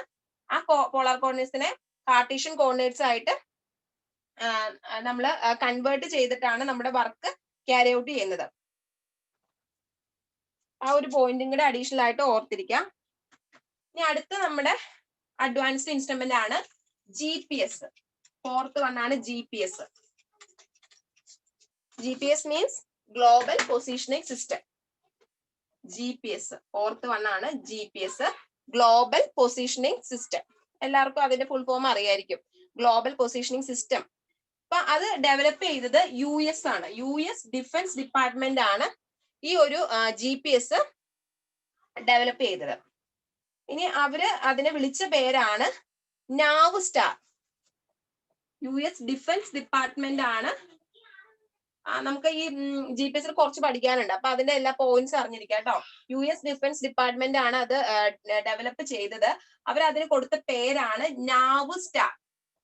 അപ്പൊ നാവ്സ്റ്റാറിന്റെ ആ ഒരു ഫുൾ ഫോം നമുക്ക് വേണം. Navigational system with time and ranging global positioning system. NAVSTAR GPS എന്നാണ് പറയുന്നത്.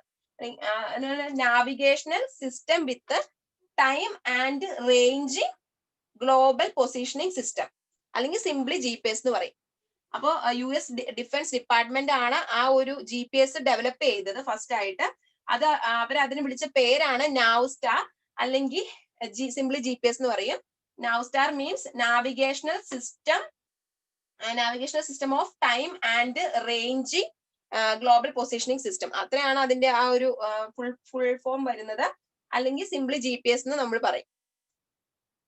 ഇനി ഡിഫൻസ് ഡിപ്പാർട്ട്മെന്റ് ആണ് ഇത് ഫസ്റ്റ് ഡെവലപ്പ് ചെയ്തതെന്ന് പറഞ്ഞു. അപ്പൊ അവര് ഇത് എങ്ങനെ പ്ലേസ് ചെയ്തേക്കെന്ന് വെച്ചിട്ടുണ്ടെങ്കിൽ, അല്ലെങ്കിൽ അതിന്റെ ഒരു സിസ്റ്റം എങ്ങനെയാന്ന് വെച്ചിട്ടുണ്ടെങ്കിൽ, ടോട്ടൽ 24 സാറ്റലൈറ്റ്സ് ഉണ്ട്. ടോട്ടൽ 24 സാറ്റലൈറ്റ്സ് ഉണ്ട്, പ്ലസ് 5 സ്പെയർ സാറ്റലൈറ്റ്സ് ഉണ്ട്. അപ്പൊ ഓർത്തിരിക്കുക, ഈ നമ്പേഴ്സ് ഒക്കെ ഓർത്തിരിക്കുക കേട്ടോ. 24 സാറ്റലൈറ്റ്സ് ഉണ്ട് മൊത്തം. പിന്നെ അത് കൂടാതെ അഡീഷണൽ ആയിട്ട് ഒരു 5 സ്പെയർ സാറ്റലൈറ്റ്സും കൂടെ ഉണ്ട്. ഇവരെല്ലാരും 6 ഓർബിറ്റിലായിട്ടാണ് റൊട്ടേറ്റ് ചെയ്യുന്നത്. ഈ നമ്പേഴ്സ് എല്ലാം ഓർത്തിരിക്കണം. 24 സാറ്റലൈറ്റ്, 5 സ്പെയർ സാറ്റലൈറ്റ്സ്, റൊട്ടേറ്റ് ചെയ്യുന്നത് 6 ഓർബിറ്റിലായിട്ടാണ് റൊട്ടേറ്റ് ചെയ്യുന്നത്. ഈ എർത്ത് സർഫസിൽ നിന്ന് 20,200 കിലോമീറ്റർ ഡിസ്റ്റൻസിലാണ് ഈ സാറ്റലൈറ്റ്സ് പ്ലേസ് ചെയ്തേക്കുന്നത്. 20,200 കിലോമീറ്റർ ഫ്രം എർത്ത് സർഫസ് ആണ് ഈ സാറ്റലൈറ്റ് അവർ പ്ലേസ് ചെയ്തേക്കുന്നത്. അങ്ങനെയാണ് അതിന്റെ ഒരു സിസ്റ്റം ഓഫ് പ്ലേസിംഗും പൊസിഷനിങ്ങും ഒക്കെ.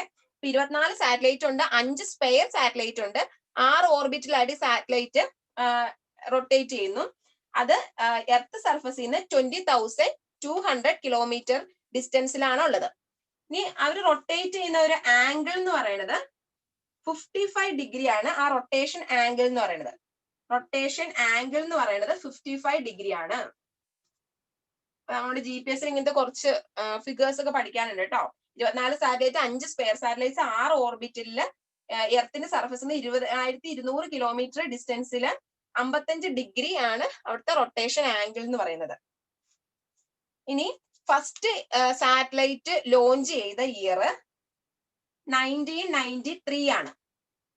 അതൊക്കെ പഠിക്കാൻ പറ്റുന്നവർ ഓർത്തിരിക്കുക കേട്ടോ. 1993 ഫസ്റ്റ് സാറ്റലൈറ്റ് ലോഞ്ച് ചെയ്തത്. എന്നിട്ട് അതിന്റെ ഓപ്പറേഷൻ സ്റ്റാർട്ട് ചെയ്തത്, ഫസ്റ്റ് സാറ്റലൈറ്റ് ലോഞ്ച് ചെയ്തത് 1978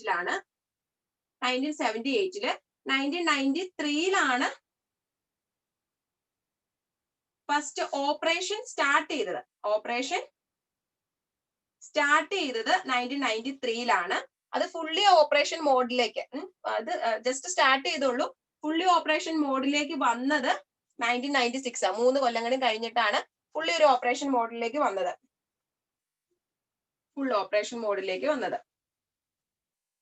ഇയേഴ്സ് അത്ര ഇമ്പോർട്ടന്റ് കണ്ടിട്ടില്ല കേട്ടോ. 1978 ലോഞ്ച് ചെയ്തു, ഫസ്റ്റ് സാറ്റലൈറ്റ് ലോഞ്ച് ചെയ്തു. 1993 ഓപ്പറേഷൻ സ്റ്റാർട്ട് ചെയ്തു. 1996 ഫുൾ ഓപ്പറേഷൻ മോഡിലേക്ക് അത് വന്നത്. അത്രയും ഇയേഴ്സ് എടുത്തു. ഇനി അതിൽ ഓർത്തിരിക്കാനുള്ളത്, നമ്മുടെ സാറ്റലൈറ്റ്സ് നമ്മൾ പറഞ്ഞു 24 സാറ്റലൈറ്റ്സും 5 സ്പെയർ സാറ്റലൈറ്റ്സ് ഉണ്ടെന്ന് പറഞ്ഞു. നമ്മുടെ എർത്തിൽ നിന്ന് നോക്കിയിട്ട്, എർത്തിന്റെ സർഫസിൽ നിന്ന് നോക്കിയിട്ടുണ്ടെങ്കിൽ, ഏതൊരു പോയിന്റ്, എർത്തിന്റെ സർഫസിന്റെ ഏതൊരു പോയിന്റിൽ നിന്ന് നോക്കിയിട്ടുണ്ടെങ്കിലും നമുക്ക് ഒരേ സമയം 4 സാറ്റലൈറ്റിനെ കാണാൻ പറ്റും. അങ്ങനെയാണ് അത് അവർ ആ സാറ്റലൈറ്റിനെ സ്പേസ് ചെയ്തേക്കുന്നത്. അതൊരു പ്രത്യേക രീതിയിലാണ് സ്പേസ് ചെയ്തേക്കുന്നത്. എർത്തിന്റെ സർഫസിന്റെ ഏതൊരു ടൈമിൽ നോക്കിയിട്ടുണ്ടെങ്കിലും നമുക്ക് ആ 4 സാറ്റലൈറ്റിനെ ഇപ്പൊ ഇവിടെ കാണുന്ന 4 സാറ്റലൈറ്റ് അല്ല വേറൊരു പോയിന്റ് നോക്കിയാൽ കാണുന്നത്. അപ്പൊ 4 സാറ്റലൈറ്റിനെ എങ്കിലും മിനിമം 4 സാറ്റലൈറ്റിനെ വിസിബിൾ ആയിട്ടുള്ള രീതിയിലാണ് അതിനെ പൊസിഷൻ ചെയ്തേക്കുന്നത്.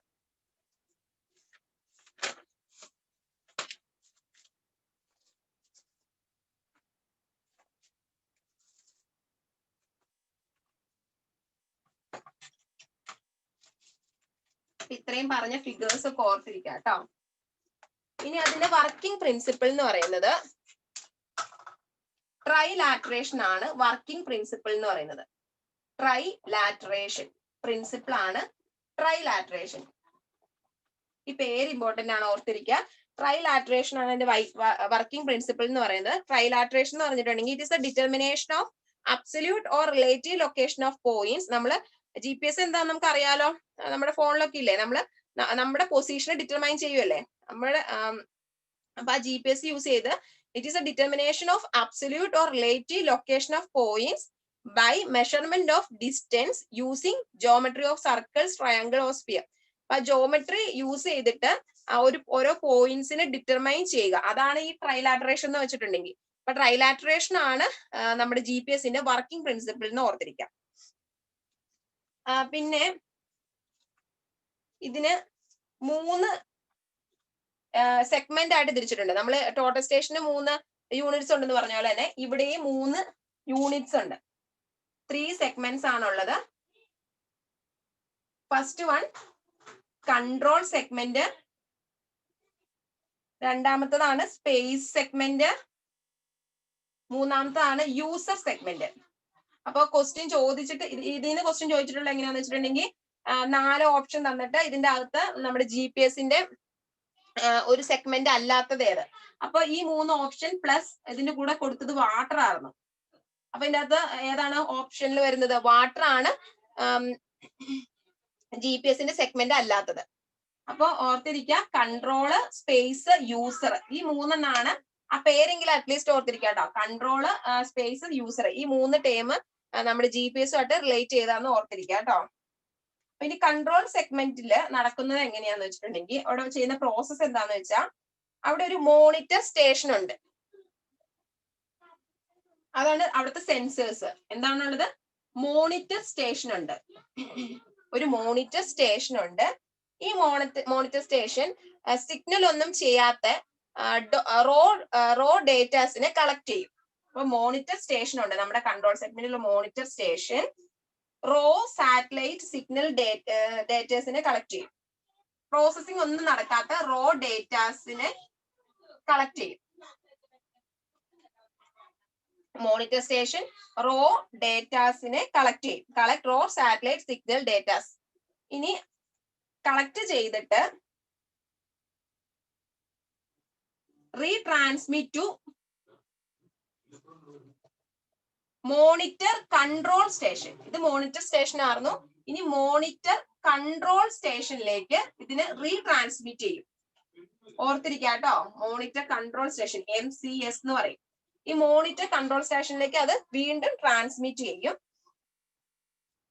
എന്നിട്ട് അവര് ഇവാലുവേഷൻ ഒക്കെ നടത്തി. ഈ മോണിറ്റർ കൺട്രോൾ MCS അവിടെ പ്രോപ്പർ ആയിട്ടുള്ള ഇവാലുവേഷൻ ഒക്കെ നടത്തിയിട്ട് ഗ്രൗണ്ട് ആന്റിനേഴ്സിലേക്ക് ട്രാൻസ്ഫർ ചെയ്യും. ഗ്രൗണ്ട് ആന്റിനാസിലേക്ക് ട്രാൻസ്ഫർ ചെയ്യും. എന്നിട്ടാണ് GPS-ലേക്ക് എത്തുന്നത്.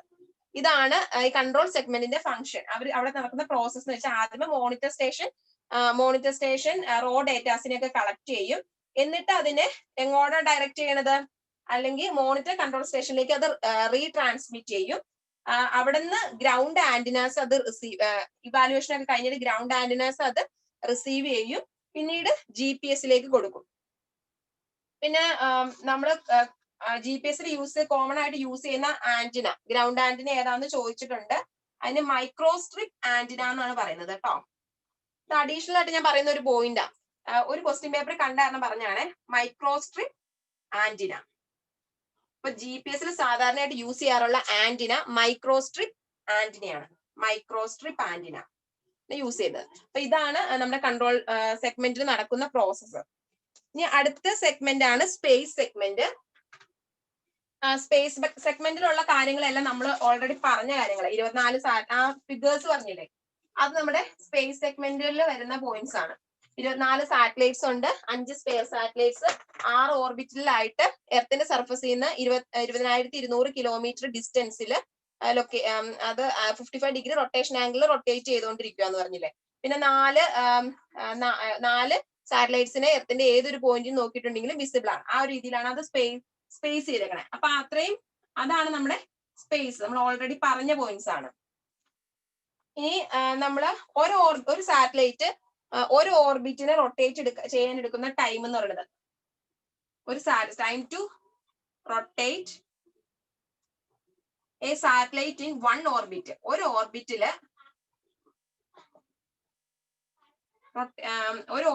സാറ്റലൈറ്റ് റൊട്ടേറ്റ് ചെയ്യാൻ എടുക്കുന്ന ടൈം എന്ന് പറയുന്നത് ഒരു 12 hours ആണ്, 12 hours ആണ്. ഇനി പക്ഷെ ഒരു സാറ്റലൈറ്റിന്റെ ഡിസൈൻ ലൈഫ് എന്ന് പറയുന്നത് 12 വർഷമാണ്, 12 years ആണ്. ഈ പോയിന്റും കൂടെ ഓർത്തിരിക്കുക. ഒരു ഓർബിറ്റിനെ റൊട്ടേറ്റ് ചെയ്യാൻ വേണ്ടി ഒരു സാറ്റലൈറ്റ് എടുക്കുന്ന ടൈം 12 hours, അതിന്റെ design life of A satellite എന്ന് പറയുന്നത് 12 years ആണ്. അതാണ് സ്പേസ് സെഗ്മെന്റിലുള്ളത്.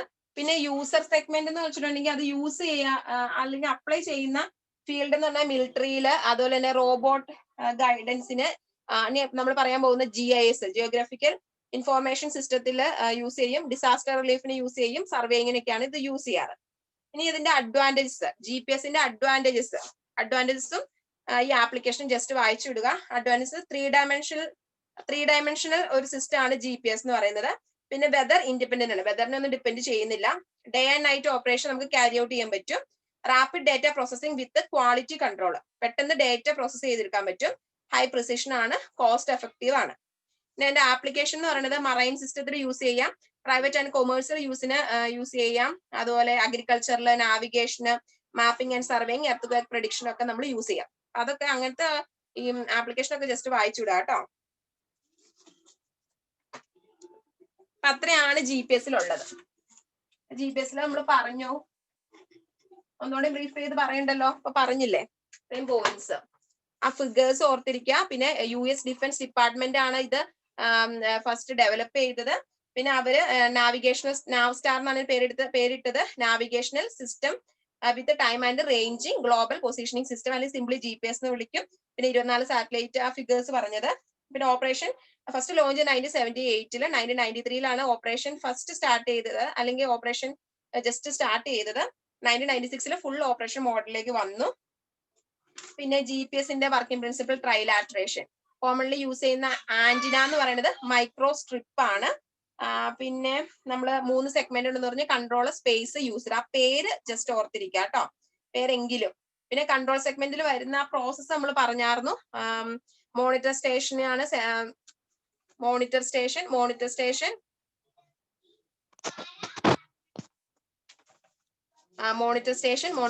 റോ ഡേറ്റാസിനെ റിസീവ് ചെയ്യുന്നു. അത് കഴിഞ്ഞിട്ട് മോണിറ്റർ കൺട്രോൾ സ്റ്റേഷനിലേക്ക് റീട്രാൻസ്മിറ്റ് ചെയ്യുന്നു.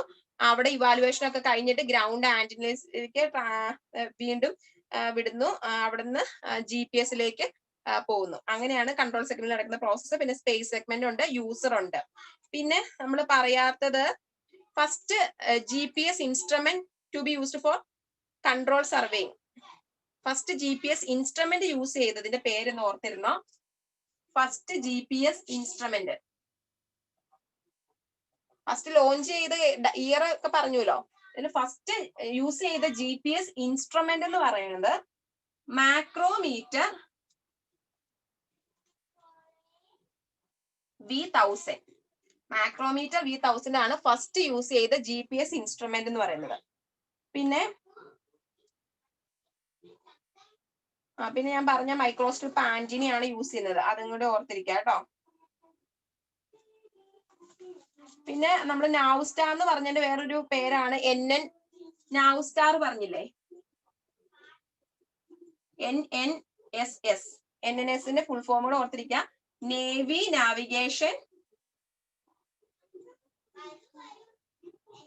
നാവിഗേഷൻ സാറ്റലൈറ്റ് സിസ്റ്റം, NNS എന്ന് പറയുന്നത്. ഇനി GPS കഴിഞ്ഞിട്ടുള്ള അടുത്ത ഇൻസ്ട്രുമെന്റ് ആണ് GIS. Geographical information system. അത് GPS-ലുള്ള പോലെ തന്നെയാണ്, അതിന്റെ അതുമായിട്ട് റിലേറ്റ് ചെയ്ത് തന്നെയാണ് GIS എന്ന് പറയുന്നത്. GIS എന്ന് വെച്ചിട്ടുണ്ടെങ്കിൽ അതിന്റെ അകത്ത് ഓർത്തിരിക്കേണ്ടത് computerised data based management system ആണ്. ആ ഒരു പോയിന്റ് ഓർത്തിരുന്നാൽ മതി കേട്ടോ. GIS എന്ന് വെച്ചിട്ടുണ്ടെങ്കിൽ അടുത്തൊരു ഇൻസ്ട്രുമെന്റ് ആണ് GIS, geographical information system. Geographical information system. അപ്പൊ അവിടെ യൂസ് ചെയ്യുന്നത് computerised data based management system. അത് അങ്ങനെ തന്നെ ആ ഒരു ഡെഫിനിഷൻ ആണ് ചോദിക്കാറുള്ളൂ. അപ്പൊ GIS എന്ന് വെച്ചാൽ computerised data based management system ആണ്. അത്രയും ആ ഒരു പോയിന്റ് മതി കേട്ടോ, ആ ഒരു GIS എന്ന് പറഞ്ഞ ഇൻസ്ട്രുമെന്റിൽ. ഇനി അടുത്താണ് റിമോട്ട് സെൻസിങ്. അടുത്ത ഇൻസ്ട്രുമെന്റ് ആണ് റിമോട്ട് സെൻസിങ്. റിമോട്ട് സെൻസിങ്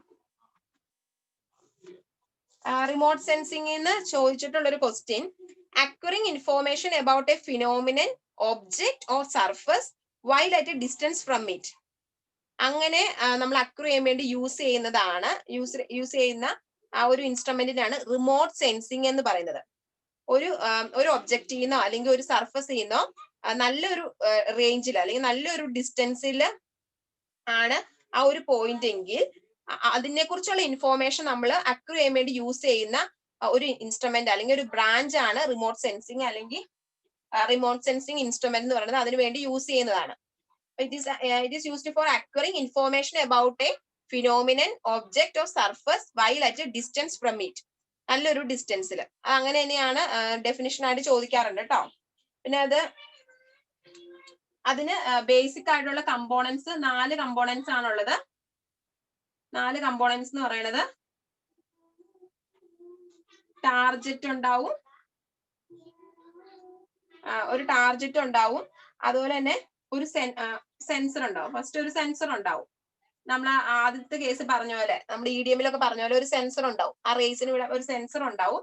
രണ്ടാമത് അത് ചെന്ന് ആ സെൻസറിൽ നിന്ന് എമിറ്റ് ചെയ്യുന്ന വേവ്സിലൊക്കെ ചെന്ന് വീഴാൻ ഒരു ടാർജറ്റ് ഉണ്ടാവും. മൂന്നാമത് ഒരു എനർജി സോഴ്സ് ഉണ്ടാവും. ഇപ്പൊ നമ്മൾ ആ വേവ് IR വേവ്സ് അങ്ങനെ ഒരു എനർജി സോഴ്സ് ഉണ്ടാവും. അതിന് ട്രാൻസ്മിറ്റ് ചെയ്ത് പോകാൻ ഒരു ട്രാൻസ്മിഷൻ പാത്തും ഉണ്ടാവും. ഇതാണ് ഇതിന്റെ 4 കമ്പോണൻസ് ആയിട്ട് പറയുന്നത്. നമ്മൾ ആദ്യം EDM-ലൊക്കെ പറഞ്ഞ പോലെ തന്നെ ആണ് ഇത്. ഒരു സെൻസർ ഉണ്ടാവും, ഒരു ടാർജറ്റ് ഉണ്ടാവും, ഒരു ട്രാൻസ്മിഷൻ പാത്തും, ഒരു എനർജി സോഴ്സ്. എനർജി സോഴ്സ് എന്ന് വെച്ചിട്ടുണ്ടെങ്കിൽ ആ ലൈറ്റിന്റെ ഒക്കെ നമ്മൾ അവിടെ പറഞ്ഞില്ലേ, ഇൻഫ്രാറെഡ് വേവ്സ്, മൈക്രോവേവ്സ് എന്നൊക്കെ പറയാം. അതായിരുന്നു അവിടുത്തെ എനർജി സോഴ്സ്. അതുപോലെ ഒരു സോഴ്സും ഉണ്ടാവും റിമോട്ട് സെൻസിങ്ങില്. അത് മെയിൻ ആയിട്ട് റിമോട്ട് സെൻസിങ് 2 ടൈപ്പ് ആണുള്ളത്. ഏരിയൽ ഫോട്ടോഗ്രാഫിയും സാറ്റലൈറ്റ് റിമോട്ട് സെൻസിങ്ങും.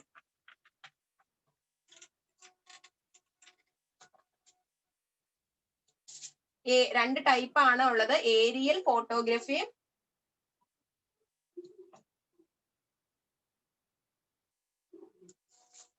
Satellite remote സെൻസിങ്ങും.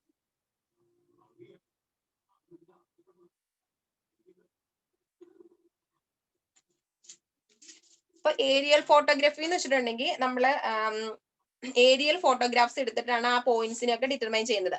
നമ്മുടെ ഒരു എയർക്രാഫ്റ്റില് ക്യാമറ മൗണ്ട് ചെയ്തിട്ടുണ്ടാവും. ആ ക്യാമറ യൂസ് ചെയ്തിട്ട് വേരിയസ് പോയിന്റ്സ്, ആ ഒബ്ജക്റ്റിന്റെ വേരിയസ് പോയിന്റ്സിന്റെ ഒക്കെ ഇമേജസ് ഒക്കെ എടുത്തിട്ട് ആ ഇമേജസിൽ നിന്നൊക്കെയാണ് നമ്മൾ അവിടുത്തെ മെഷർമെന്റ് ഒക്കെ എടുക്കുന്നത്. അങ്ങനെ ചെയ്യുന്നതുകൊണ്ടാണ് അതിനെ ഏരിയൽ ഫോട്ടോഗ്രാഫി എന്ന് പറയുന്നത്. ഇനി സാറ്റലൈറ്റ് റിമോട്ട് സെൻസിങ് എന്ന് വെച്ചിട്ടുണ്ടെങ്കിൽ സാറ്റലൈറ്റില് സെൻസേഴ്സ് മൗണ്ട് ചെയ്തിട്ടുണ്ടാവും. എന്നിട്ട് ഈ പറഞ്ഞ പോലെ സെൻസേഴ്സിന് എനർജി സോഴ്സ് ട്രാൻസ്മിറ്റ് ചെയ്ത് അത് റിഫ്ലക്ട് ചെയ്തിട്ട് ആ റിഫ്ലക്റ്റൻസ് വാല്യൂവിനെ ബേസ് ചെയ്തിട്ടാണ് അവിടെ മെഷർമെന്റ് എടുക്കുന്നത്. Based on reflectance value. ആ റിഫ്ലക്റ്റൻസ് വാല്യൂവിനെ ബേസ് ചെയ്തിട്ടാണ് അവിടെ നമ്മളൊരു ഡിജിറ്റൽ ഇമേജ് ഫോം ചെയ്യുന്നത്. ഓക്കെ, അപ്പൊ 2 ടൈപ്പ് ആണുള്ളത്, ഏരിയൽ ഫോട്ടോഗ്രാഫിയും സാറ്റലൈറ്റ് റിമോട്ട് സെൻസിങ്ങും. അപ്പോ ഏരിയൽ ഫോട്ടോഗ്രാഫി എന്ന് വെച്ചിട്ടുണ്ടെങ്കിൽ എന്താണ്, എയർക്രാഫ്റ്റിലൊക്കെ ഒരു ക്യാമറ മൗണ്ട് ചെയ്തിട്ട് പോയിന്റ്സിന്റെ ഇമേജസ് എടുത്ത് അതിനെ ട്രാൻസ്മിറ്റ് ചെയ്ത് അതിനെ ട്രാൻസ്ഫർ ചെയ്ത് നമ്മൾ ആ ഒരു മെഷർമെന്റ്സോ അല്ലെങ്കിൽ ആ പോയിന്റ്സിനെ കുറിച്ചുള്ള കൂടുതൽ ഡീറ്റെയിൽസ് എടുക്കുന്ന ആ ഒരു പ്രോസസ്സാണ് ഏരിയൽ ഫോട്ടോഗ്രാഫി എന്ന് പറയുന്നത്. സാറ്റലൈറ്റ് റിമോട്ട് സെൻസിംഗ് എന്ന് വെച്ചിട്ടുണ്ടെങ്കിൽ സാറ്റലൈറ്റിൽ സെൻസേഴ്സ് മൗണ്ട് ചെയ്തിട്ട് ആ ഈ പറഞ്ഞ പോലെ തന്നെ ട്രാൻസ്മിറ്റ് ചെയ്ത് സെൻസേഴ്സിന്ന് എനർജി സോഴ്സ് ഒക്കെ ട്രാൻസ്മിറ്റ് ചെയ്ത് റിഫ്ലക്ട് ചെയ്ത് ആ ഒരു റിഫ്ലക്റ്റൻസ് വാല്യൂവിന്റെ ബേസിൽ നമ്മൾ ഡീറ്റെയിൽഡ് ആയിട്ടുള്ള അതിനെക്കുറിച്ചുള്ള ഡീറ്റെയിൽസും ഡിജിറ്റൽ ആയിട്ടുള്ള ഒരു ഇമേജ് ഫോം ചെയ്യുന്നതാണ് ഈ സാറ്റലൈറ്റ് റിമോട്ട് സെൻസിംഗിൽ നടക്കുന്ന പ്രോസസ്സ്. അപ്പൊ റിമോട്ട് സെൻസിംഗിൽ മെയിൻ ആയിട്ട് ഓർത്തിരിക്കേണ്ട ആ ഒരു ഡെഫിനിഷൻ ഓർത്തിരിക്കുക. It is used for acquiring information about A phenomena, object or surface while at a distance from it. പിന്നെ നമ്മൾക്ക് 4 കമ്പോണൻസ് ഉണ്ട്. ടാർജറ്റ് ഉണ്ട്, ഒരു എനർജി സോഴ്സ് ഉണ്ട്, ഒരു സെൻസർ ഉണ്ട്, ട്രാൻസ്മിഷൻ പാത്ത് ഉണ്ട്, 2 ടൈപ്പ് ഉണ്ട്, ഏരിയൽ ഫോട്ടോഗ്രാഫിയും അതുപോലെ സാറ്റലൈറ്റ് റിമോട്ട് സെൻസിങ്. അങ്ങനെ 2 ടൈപ്പ് ഉണ്ടെന്ന് ഓർത്തിരിക്കാം. അത്രയാണ് നമ്മുടെ അഡ്വാൻസ്ഡ് ഇൻസ്ട്രുമെന്റ്സിൽ വരുന്നത്. ഏതൊക്കെ നമ്മൾ പറഞ്ഞത്? അഡ്വാൻസ്ഡ് ഇൻസ്ട്രുമെന്റ്സ് അല്ലെങ്കിൽ അഡ്വാൻസ്ഡ് സർവേയിങ്ങില് ഇൻസ്ട്രുമെന്റ്സ് പറഞ്ഞത് ഏതൊക്കെയായിരുന്നു? EDM, ഇലക്ട്രോണിക് ഡിസ്റ്റൻസ് മെഷർമെന്റ്, അത് പറഞ്ഞു. രണ്ടാമത് നമ്മൾ കണ്ടത് ടോട്ടൽ സ്റ്റേഷൻ, പിന്നെ റോബോട്ടിക് ടോട്ടൽ സ്റ്റേഷൻ, പിന്നെ GPS, geographical global positioning system, പിന്നെ GIS, geographical information system, remote sensing. അത്രയാണ് നമ്മൾ പറഞ്ഞത് അഡ്വാൻസ്ഡ് ഇൻസ്ട്രുമെന്റ്സിൽ പറഞ്ഞത്. ഇനി ഒരു പോർഷനും കൂടെ ഉണ്ട് അഡ്വാൻസ്ഡ് സർവേയിങ് എന്ന് പറഞ്ഞാൽ ഹൈഡ്രോഗ്രാഫിക് സർവേ. നമ്മൾ ഫസ്റ്റ് ക്ലാസ്സില് ക്ലാസിഫിക്കേഷൻ ഒക്കെ പറഞ്ഞപ്പോ ഹൈഡ്രോഗ്രാഫിക് സർവേയിങ് എന്ന് പറഞ്ഞായിരുന്നു, അല്ലെങ്കിൽ മറൈൻ സർവേയിങ് എന്നൊക്കെ പറഞ്ഞു. അപ്പൊ ഹൈഡ്രോഗ്രാഫിക് സർവേയിങ്ങിന്റെ നമ്മുടെ ആ ഒരു ടോപ്പിക്കിലുണ്ട്, നമ്മുടെ അഡ്വാൻസ്ഡ് സർവേയിങ്ങിന്റെ ഒരു ടോപ്പിക്കിലുണ്ട് കേട്ടോ. അപ്പൊ ഹൈഡ്രോഗ്രാഫിക് സർവേയിങ് എന്ന് വെച്ചിട്ടുണ്ടെങ്കിൽ എന്താണ്? വാട്ടർ ബോഡീസുമായിട്ട് റിലേറ്റ് ചെയ്ത സർവേ ആണ് ഹൈഡ്രോഗ്രാഫിക് സർവേ എന്ന് വെച്ചിട്ടുണ്ടെങ്കിൽ. റിവേഴ്സോ ഓഷ്യൻസോ അതുമായിട്ട്, അപ്പൊ നമ്മൾ പറഞ്ഞു ഡോക്കിന്റെ ഹൈഡ്രോഗ്രാഫിക് സർവേ യൂസ് ചെയ്യുന്ന ഡോക്കിന്റെ ഹാർബറിന്റെ ഒക്കെ കൺസ്ട്രക്ഷനോ, അപ്പൊ എന്തിനു അങ്ങനെയൊക്കെ അതിന്റെ ആ ഡെപ്ത്, നമ്മുടെ ഒരു മീൻ സീ ലെവലിൽ നിന്ന് ബോട്ടം വരെയുള്ള ഡെപ്ത് ഒക്കെ കാൽക്കുലേറ്റ് ചെയ്യാൻ വേണ്ടി, അല്ലെങ്കിൽ നമ്മുടെ അണ്ടർലൈൻ വാട്ടർ സർഫസിന്റെ ഒരു പ്രൊഫൈലോ ഫീച്ചേഴ്സോ ഒക്കെ എടുക്കാൻ വേണ്ടി നമ്മൾ നടത്തുന്ന സർവേയിങ് ആണ് ഹൈഡ്രോഗ്രാഫിക് സർവേയിങ് എന്ന് പറയുന്നത്. അപ്പോ ഹൈഡ്രോഗ്രാഫിക് സർവേയിങ് എന്ന് പറയുന്നത് ലെവലിംഗ് പോലെ തന്നെയാണ്.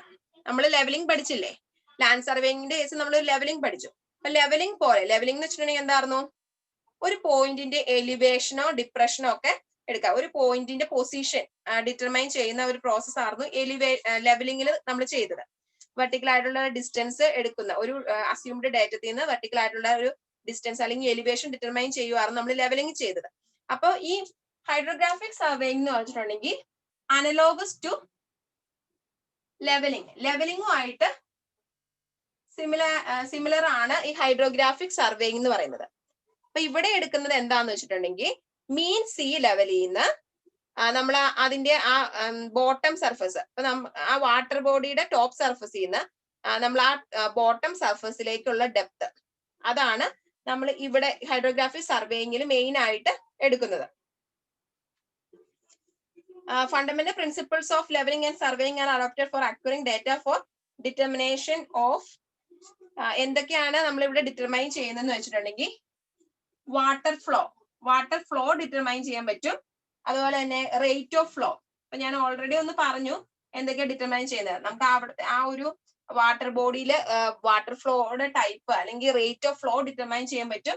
അതുപോലെ തന്നെ അണ്ടർലൈൻ വാട്ടറിന്റെ ഒരു shape of underline area of water surface, അതിന്റെ ആ ബോട്ടം സർഫസ് അല്ലെങ്കിൽ അതിന്റെ പ്രൊഫൈൽ ഒക്കെ എങ്ങനെയായിരിക്കും നമുക്ക് ഡിറ്റർമൈൻ ചെയ്യാൻ പറ്റും ഹൈഡ്രോഗ്രാഫിക് സർവേയിങ് വഴി. അപ്പോൾ ഇവിടുത്തെ ആ ഒബ്ജക്റ്റീവ് എന്തൊക്കെയാണ് ഇവിടെ നമ്മൾ ഡിറ്റർമൈൻ ചെയ്യുന്നത് വെച്ചിട്ടുണ്ടെങ്കിൽ വാട്ടറിന്റെ ഫ്ലോ, റേറ്റ് ഓഫ് ഫ്ലോ, അതിന്റെ ഷേപ്പ്, വേറെ എന്തെങ്കിലും ഫീച്ചേഴ്സോ അവിടെ അണ്ടർലൈനിൽ എന്തെങ്കിലും എക്സിസ്റ്റ് ചെയ്യുന്നുണ്ടോ, എത്രമാത്രം അവിടെ എന്തെങ്കിലും ഡ്രെഡ്ജിങ് ക്യാരി ഔട്ട് ചെയ്യണമെങ്കിൽ എത്രമാത്രം മെറ്റീരിയൽസ് ഡ്രെഡ്ജ് ചെയ്തെടുക്കണം. അപ്പൊ അതിനൊക്കെ നമ്മൾ യൂസ് ചെയ്യുന്ന ഒരു സർവേ ആണ് ഹൈഡ്രോഗ്രാഫിക് സർവേ എന്ന് പറയുന്നത്. അതിന്റെ പർപ്പസ് ഒന്ന് വായിക്കാം. To prepare nautical chart, collect subaqueous information, അതുപോലെ തന്നെ calculate quantity of dredging material, fix shoreline, find discharge, improve the existing harbour or port facilities. That means വാട്ടറുമായിട്ട് relate ചെയ്ത അല്ലെങ്കിൽ വാട്ടർ ബോഡിയായിട്ട് റിലേറ്റ് ചെയ്ത എല്ലാ ഫീച്ചേഴ്സിനെ determine ചെയ്യുക എന്നതാണ് hydrographic സർവേയിങ്ങിന്റെ principle. അങ്ങനെ ഓർത്തിരുന്നാൽ മതി. ഹൈഡ്രോഗ്രാഫിക് സർവേയിങ്ങിന്റെ ആ ഇൻട്രൊഡക്ഷൻ നമ്മൾ എന്തൊക്കെ പറഞ്ഞു?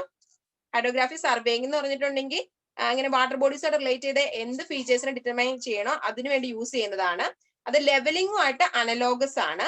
അതുപോലെ നമ്മൾ ഇവിടെ ചെയ്യുന്നത് എന്താന്ന് വെച്ചിട്ടുണ്ടെങ്കിൽ മീൻ സീ ലെവലിൽ നിന്ന് താഴേക്കുള്ള ആ ഒരു ഡിസ്റ്റൻസ് മെഷർ ചെയ്യും, ആ ഡെപ്ത് കാൽക്കുലേറ്റ് ചെയ്യുക. അതാണ് മെയിൻ ആയിട്ട് നമ്മൾ ഹൈഡ്രോഗ്രാഫിക് സർവേയിങ്ങിൽ ചെയ്യുന്നത്.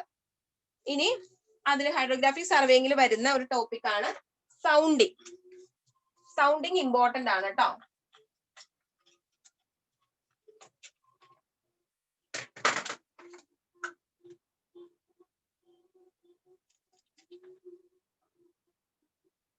സൗണ്ടിങ്. ഓക്കെ, സൗണ്ടിങ് ഇമ്പോർട്ടന്റ് ആണ്. അപ്പൊ അതിന്റെ ഡെഫിനിഷൻ തന്നെ ചോദിക്കാറുണ്ട്. Sounding is the process of determining depth below water surface. നമ്മൾ പറഞ്ഞില്ലേ, മീൻസ് ലെവലിൽ നിന്ന് ആ വാട്ടർ സർഫസിന്റെ ആ ബോട്ടം വരെയുള്ള ഡിസ്റ്റൻസ് കാൽക്കുലേറ്റ് ചെയ്യുന്ന പറഞ്ഞില്ലേ. അപ്പൊ അതാണ് സൗണ്ടിങ് എന്ന് പറഞ്ഞ process. It's a process of determining depth below water surface. Water സർഫസിന്റെ ബിലോയിലുള്ള ഡെപ്ത് ഡിറ്റർമൈൻ ചെയ്യുക എന്നതാണ് സൗണ്ടിങ് എന്ന പ്രോസസ് കൊണ്ട് മീൻ ചെയ്യുന്നത്. അത് ഇമ്പോർട്ടന്റ് ആണ്. അങ്ങനെ അതുപോലെ തന്നെ ഡെഫിനിഷൻ ആയിട്ട് തന്നെ ചോദിക്കാറുണ്ട്. Process of determining depth below water surface എന്ന് പറയുന്നത് സൗണ്ടിങ് ആണ്. അത് നമ്മൾ പറഞ്ഞു ലെവലിംഗുമായിട്ട് അനലോഗസ് ആണ്. ഇനിയിപ്പോ ഒരു വാട്ടർ ബോഡിയുടെ ബോട്ടത്തിന്റെ RL എന്ന് പറയുന്നത്, ബോട്ടം ഓഫ് എ വാട്ടർ ബോഡിയുടെ RL എന്ന് പറയുന്നത് മീൻ സീ ലെവലിൽ നിന്ന് നമ്മൾ ആ ടേക്ക് ചെയ്യുന്ന റീഡിങ്. നമ്മളിനി ആ ടേക്ക് ചെയ്യുന്ന റീഡിംഗ് എന്ന് വെച്ചാൽ ആ ഡെപ്ത് അല്ലേ, ആ ഡെപ്തിന് നമ്മളിപ്പോ പറഞ്ഞു സൗണ്ടിങ്. വാട്ടർ സർഫേസിന്റെ താഴെയുള്ള ആ ഒരു ഡെപ്തിനാണ് നമ്മൾ പറഞ്ഞത് സൗണ്ടിങ്. അപ്പൊ മീൻ സീ ലെവലിൽ നിന്ന് സൗണ്ടിങ്ങിനെ മൈനസ് ചെയ്തിട്ടുണ്ടെങ്കിൽ നമുക്ക് ബോട്ടത്തിന്റെ, നമ്മുടെ വാട്ടർ സർഫേസിന്റെ ബോട്ടത്തിന്റെ RL കിട്ടും.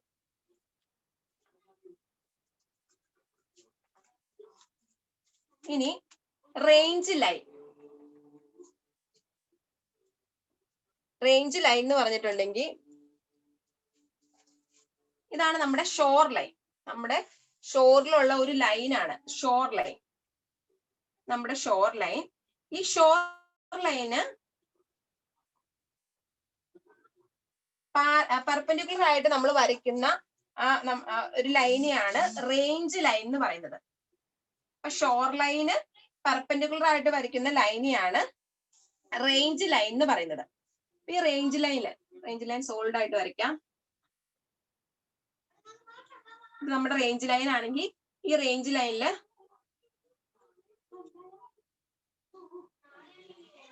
നമ്മുടെ റേഞ്ച് ലൈൻ, ഈ റേഞ്ച് ലൈനില് ഈ കൊടുത്തേക്കുന്നതാണ്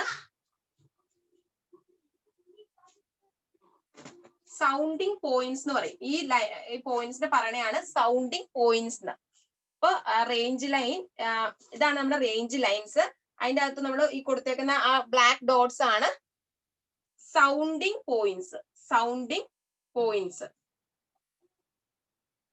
അപ്പോ line through which sounding is measured. നമ്മൾ ഈ സൗണ്ടിങ് മെഷർ ചെയ്യുന്ന ആ ഒരു ലൈൻ, ഈ സൗണ്ടിങ് പോയിന്റ്സ് എന്ന് വെച്ചിട്ടുണ്ടെങ്കിൽ നമ്മൾ സൗണ്ടിങ് മെഷർ ചെയ്യുന്ന ആ പോയിന്റ് ആണ്. അപ്പൊ ആ സൗണ്ടിങ് മെഷർ ചെയ്യുന്ന സൗണ്ടിങ് പോയിന്റ്സ് ഉള്ള ആ ഒരു ലൈൻ, അല്ലെങ്കിൽ സൗണ്ടിങ് മെഷർ ചെയ്യുന്ന ലൈൻ ഏതാന്ന് വെച്ചിട്ടുണ്ടെങ്കിൽ റേഞ്ച് ലൈൻ ആണ്. അല്ലെങ്കിൽ a line along which soundings are made, അത് റേഞ്ച് ലൈൻ ആണ്. അതിലാണ് സൗണ്ടിങ് പോയിന്റ്സ് ഉള്ളത്. ആ ഓരോ പോയിന്റ്സിലെയാണ് നമ്മൾ ആ ഡെപ്ത്, മീൻസ് സീ ലെവലിൽ നിന്ന് ബോട്ടം വരെയുള്ള ആ ഡെപ്ത് കാൽക്കുലേറ്റ് ചെയ്യുന്നത് ഈ സൗണ്ടിങ് പോയിന്റ്സിലെയാണ്. അത് ഓർത്തിരിക്കുക കേട്ടോ. അപ്പൊ ഷോർ ലൈനും റേഞ്ച് ലൈനും പെർപെൻഡിക്കുലർ ആണ്. പിന്നെ ഓരോ റേഞ്ച് ലൈൻ എങ്ങനെയാണ്, പാരലൽ ആണ്. ഈ പോർഷനിൽ നിന്ന് ഓർത്തിരിക്കാനുള്ളത്, നമുക്കൊരു ഷോർ ലൈൻ ഉണ്ട്, അതിന് പെർപെൻഡിക്കുലർ ആയിട്ട് വരയ്ക്കുന്നതാണ് റേഞ്ച് ലൈൻ.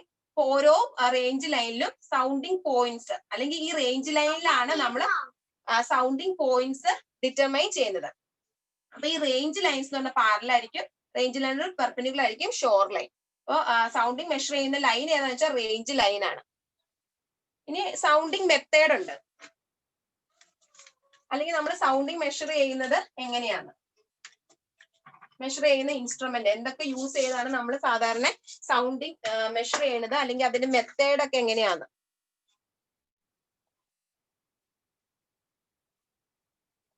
ഫസ്റ്റ് വൺ ആണ് സൗണ്ടിങ് ബോട്ട്.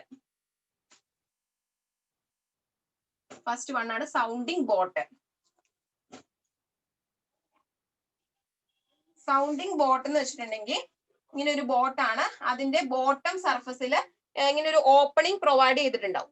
അപ്പൊ ഈ സൗണ്ടിങ് ബോട്ട് എന്ന് വെച്ചിട്ടുണ്ടെങ്കിൽ ശരിക്കും ഒരു പ്ലാറ്റ്ഫോം, നമ്മൾ സൗണ്ടിങ് ടേക്ക് ചെയ്യാൻ വേണ്ടി, നമ്മൾ ആ മെഷർമെന്റ് എടുക്കാൻ വേണ്ടി നമ്മൾ കയറി നിൽക്കുന്ന ഒരു പ്ലാറ്റ്ഫോം പോലെയുള്ളതാണ് ഈ സൗണ്ടിങ് ബോട്ട് എന്ന് പറയുന്നത്.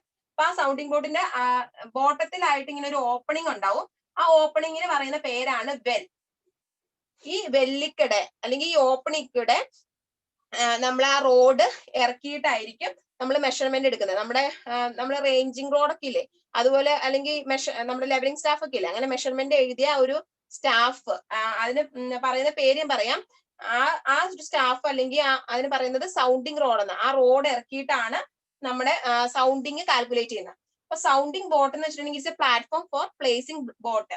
അപ്പൊ ഒരു പ്ലാറ്റ്ഫോം ആണ് നമ്മുടെ സൗണ്ടിങ് ബോട്ട് എന്ന് പറയുന്നത്. നമുക്ക് സൗണ്ടിങ് എടുക്കാൻ വേണ്ടിയുള്ള ഒരു പ്ലാറ്റ്ഫോം ആണ് അത്.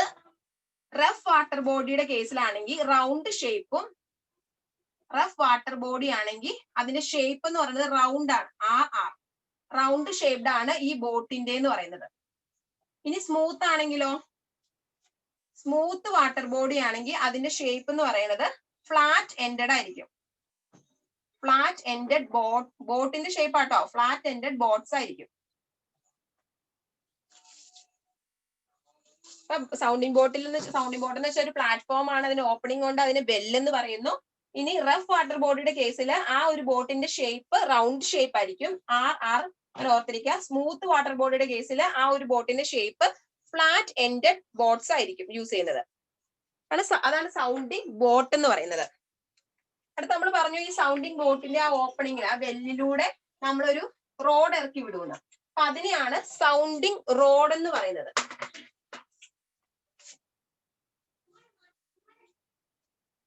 സൗണ്ടിങ് റോഡ് അല്ലെങ്കിൽ സൗണ്ടിങ് പോൾസ് എന്ന് പറയും കേട്ടോ. സൗണ്ടിങ് പോൾസ് എന്ന് പറയും.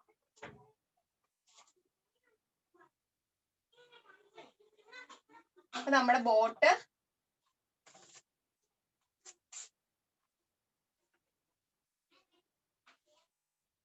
അതിക്കടെ ഇതാണ് നമ്മുടെ സൗണ്ടിങ് റോഡ്. അതിലിങ്ങനെ മെഷർമെന്റ് കൊടുത്തിട്ടുണ്ടാവും. 2, 3 എന്ന് പറഞ്ഞ് മുകളിലേക്ക് നമ്മൾ മെഷർമെന്റ് കൊടുത്തിട്ടുണ്ടാവും. അപ്പൊ ഇതിന്റെ താഴെ അപ്പൊ ഇത് എപ്പോഴും ഇങ്ങനെ നമ്മുടെ വാട്ടർ ബോഡി സ്റ്റില്ലായിട്ട് നിൽക്കുമല്ലോ, റൺ ചെയ്തുകൊണ്ടിരിക്കുമല്ലേ. അപ്പൊ ഒരു എന്താ വേവറി ആക്ഷൻ ഒക്കെ വരും. അപ്പൊ അതുകൊണ്ട് ഇത് നന്നായിട്ട് ഫിക്സ് ചെയ്തേക്കണം. അപ്പൊ അതുകൊണ്ട് ലെഡ് യൂസ് ചെയ്തിട്ടാണ് അത് ഫിക്സ് ചെയ്ത് വെച്ചേക്കുന്നത്. ലെഡിന് നല്ല വെയിറ്റ് ആയ കാരണം ആ സൗണ്ടിങ് റോഡ് അതുപോലെ തന്നെ നിൽക്കുമെന്നാണ് പറയുന്നത്. ലെഡ് യൂസ് ചെയ്തിട്ടാണ് അത് ഫിക്സ് ചെയ്ത് വെച്ചേക്കുന്നത്. അപ്പൊ നമ്മൾ വെൽ സീസൺഡ് ടിമ്പർ ആണ് ഈ ഒരു സൗണ്ടിങ് റോഡിന് വേണ്ടി യൂസ് ചെയ്യുന്നത്. അതിന്റെ diameter 5 to 10 centimetre, 5 to 10 centimetre ഡയമീറ്ററും ലെങ്ത് എന്ന് പറയുന്നത് 5 to 8 മീറ്ററും ആണ് ലെങ്ത്. പിന്നെ ഈ സൗണ്ട് റോഡ് നമ്മൾ സൗണ്ടിങ്ങിന് വേണ്ടി യൂസ് ചെയ്യുന്നത് അപ് ടു 6 മീറ്റർ. അത് ഇമ്പോർട്ടന്റ് പോയിന്റ് ആട്ടോ. അപ് ടു 6 മീറ്റർ വരെ ഡെപ്തിലാണ് ഈ ഒരു സൗണ്ടിങ് റോഡ് സൗണ്ടിങ് കാൽക്കുലേഷന് വേണ്ടി യൂസ് ചെയ്യുള്ളൂ. പിന്നെ ഗ്രാജുവേഷൻസ് ഇങ്ങനെ ബോട്ടത്തിൽ നിന്നാണ് മാർക്ക് ചെയ്തേക്കുന്നത്. 1, 2, 3 എന്ന് നമ്മൾ മുകളിലേക്കാണ് മാർക്ക് ചെയ്തേക്കുന്നത്. നമ്മുടെ ലെവലിംഗ് സ്റ്റാഫിൽ ഉള്ളതുപോലെയൊക്കെ തന്നെ. അപ്പൊ നമ്മൾ രണ്ടാമത്തെ സൗണ്ടിങ് മെഷർ ചെയ്യാനുള്ള മെത്തേഡാണ് സൗണ്ടിങ് റോഡ് അല്ലെങ്കിൽ സൗണ്ടിങ് പോള്. അതിന്റെ ഡയമീറ്റർ 5 to 10 സെന്റിമീറ്റർ ആണ്, ലെങ്ത് 5 to 8 മീറ്റർ ആണ്. പിന്നെ up to 6 metre important point ആണ്. അപ് ടു 6 മീറ്റർ വരെ ഡെപ്ത് ഉള്ളിടത്താണ് നമുക്ക് ഇത് യൂസ് ചെയ്യാൻ പറ്റുള്ളൂ. അതെന്ന് വെച്ചിട്ടുണ്ടെങ്കിൽ ആ ഓപ്പണിംഗ് ഈ റോഡ് ഇങ്ങനെ ഇറക്കി വെച്ചേക്കുന്നു. ഒരു ലെഡ് ഷൂ അതിന്റെ ബോട്ടത്തിൽ കൊടുത്തിട്ടുണ്ടാവും. പിന്നെ ഗ്രാജുവേഷൻസ് മാർക്ക് ചെയ്തേക്കുന്നത് ബോട്ടത്തിൽ നിന്ന് മുകളിലേക്കാണ്. ഇനി അടുത്ത ആണ് സൗണ്ടിങ് ലൈൻ ഓർ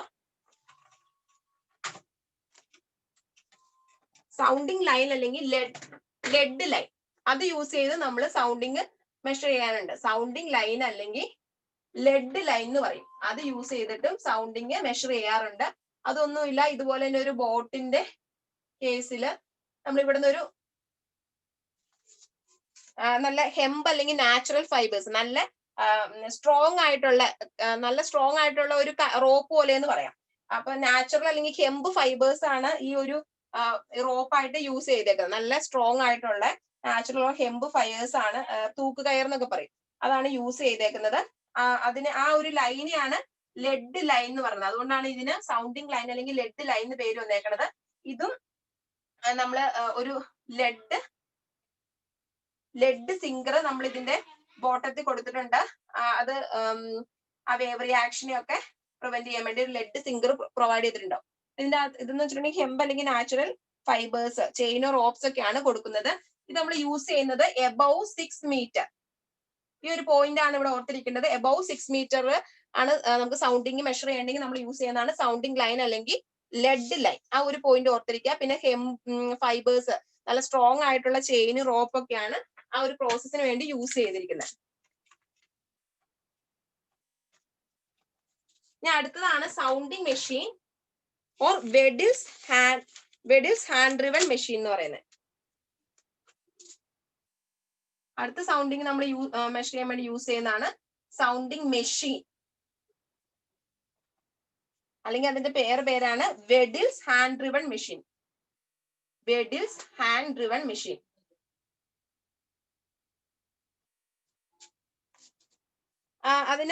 അത് നമ്മുടെ ഒരു കേസിംഗ് ഉണ്ട്, ഒരു വീല് പോലെ ഒരു കേസിംഗ് ഉണ്ട്. ആ കേസിങ്ങിന് ഔട്ടർ ഡയലും ഉണ്ട്, ഇന്നർ ഡയലും ഉണ്ട്. ഒരു കേസിങ്, ഒരു കാസ്റ്റ് അയണിന്റെ കേസിംഗ് ഉണ്ട്. അപ്പൊ ഈ മെഷീനിലുള്ള കേസുകളാണ് പറയണത്, അതിന്റെ കമ്പോണൻസ് ആണ്. ഒരു കാസ്റ്റ് അയൺ കേസിംഗ് ഉണ്ട്. ആ കേസിങ്ങിന് ഒരു ഔട്ടർ ഡയലും ഉണ്ട്, ഒരു ഇന്നർ ഡയലും ഉണ്ട്.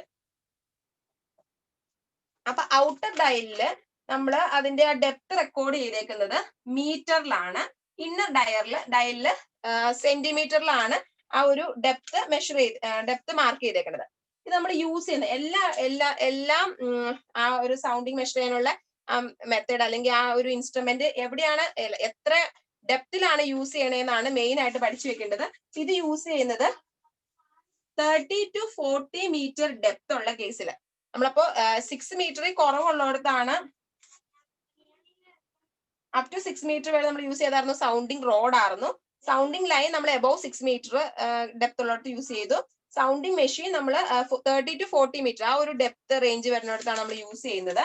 അതിനൊരു കാസ്റ്റ് അയൺ കേസിംഗ് ഉണ്ട്, ഒരു ഔട്ടർ ഡയലും ഉണ്ട്, ഇന്നർ ഡയലും ഉണ്ട്. ഔട്ടർ ഡയല് മീറ്ററിലും ഇന്നർ ഡയല് ഡെപ്ത് സെന്റിമീറ്ററിലും ആണ് അത് മാർക്ക് ചെയ്തേക്കുന്നത്. അപ്പൊ ഇങ്ങനെ ഒരു കേസിംഗ് ഉണ്ട്. അപ്പൊ അതിന്റെ ഔട്ടറും ഇന്നറും ഡയലുണ്ട്.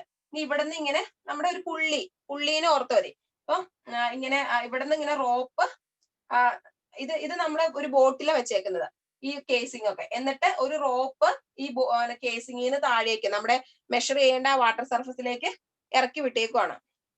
അപ്പൊ അതിന് ഒരു താഴെ ഈ റോപ്പ് ഒരുപാട് ഗ്രാജുവേഷൻസ് ഒന്നും ഉണ്ടാവാതിരിക്കാൻ വേണ്ടി ഇവിടെ ലെഡിന്റെ ഒരു വെയിറ്റ് കൊടുത്തിട്ടുണ്ട്. ആ ലെഡിന്റെ വെയിറ്റിന്റെ മെഷർമെന്റ് അല്ലെങ്കിൽ അതിന്റെ വെയിറ്റ് എന്ന് പറയുന്നത് 8 കിലോഗ്രാം വെയിറ്റ് ഉള്ള ലെഡ് ആണ് അതിന്റെ ബോട്ടത്തിൽ പ്ലേസ് ചെയ്തേക്കുന്നത്. പിന്നെ ഇതിനെ ഓപ്പറേറ്റ് ചെയ്യാൻ വേണ്ടി സ്പിൻഡിൽസും ഗിയേഴ്സും ഒക്കെ ഉണ്ട്.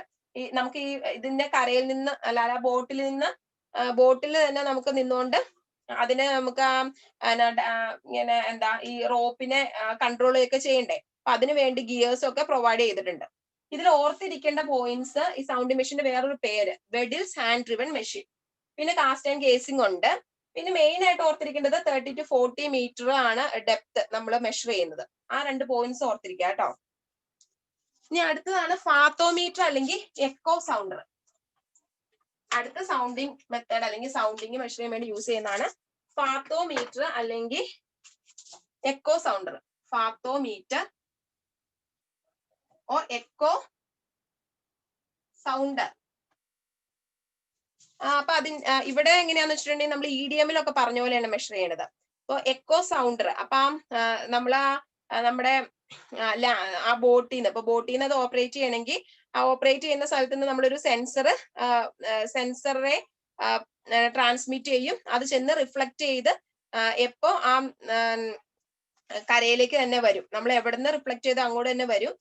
ആ ഒരു സമയത്തുള്ള ആ ടൈം അല്ലെങ്കിൽ ആ ഡിസ്റ്റൻസ്, അങ്ങനെയാണ് അതിന്റെ ആ ടൈം മെഷർ ചെയ്തിട്ടാണ് അവിടെയുള്ള ആ ഒരു ഡിസ്റ്റൻസ് കാൽക്കുലേറ്റ് ചെയ്യുന്നത്.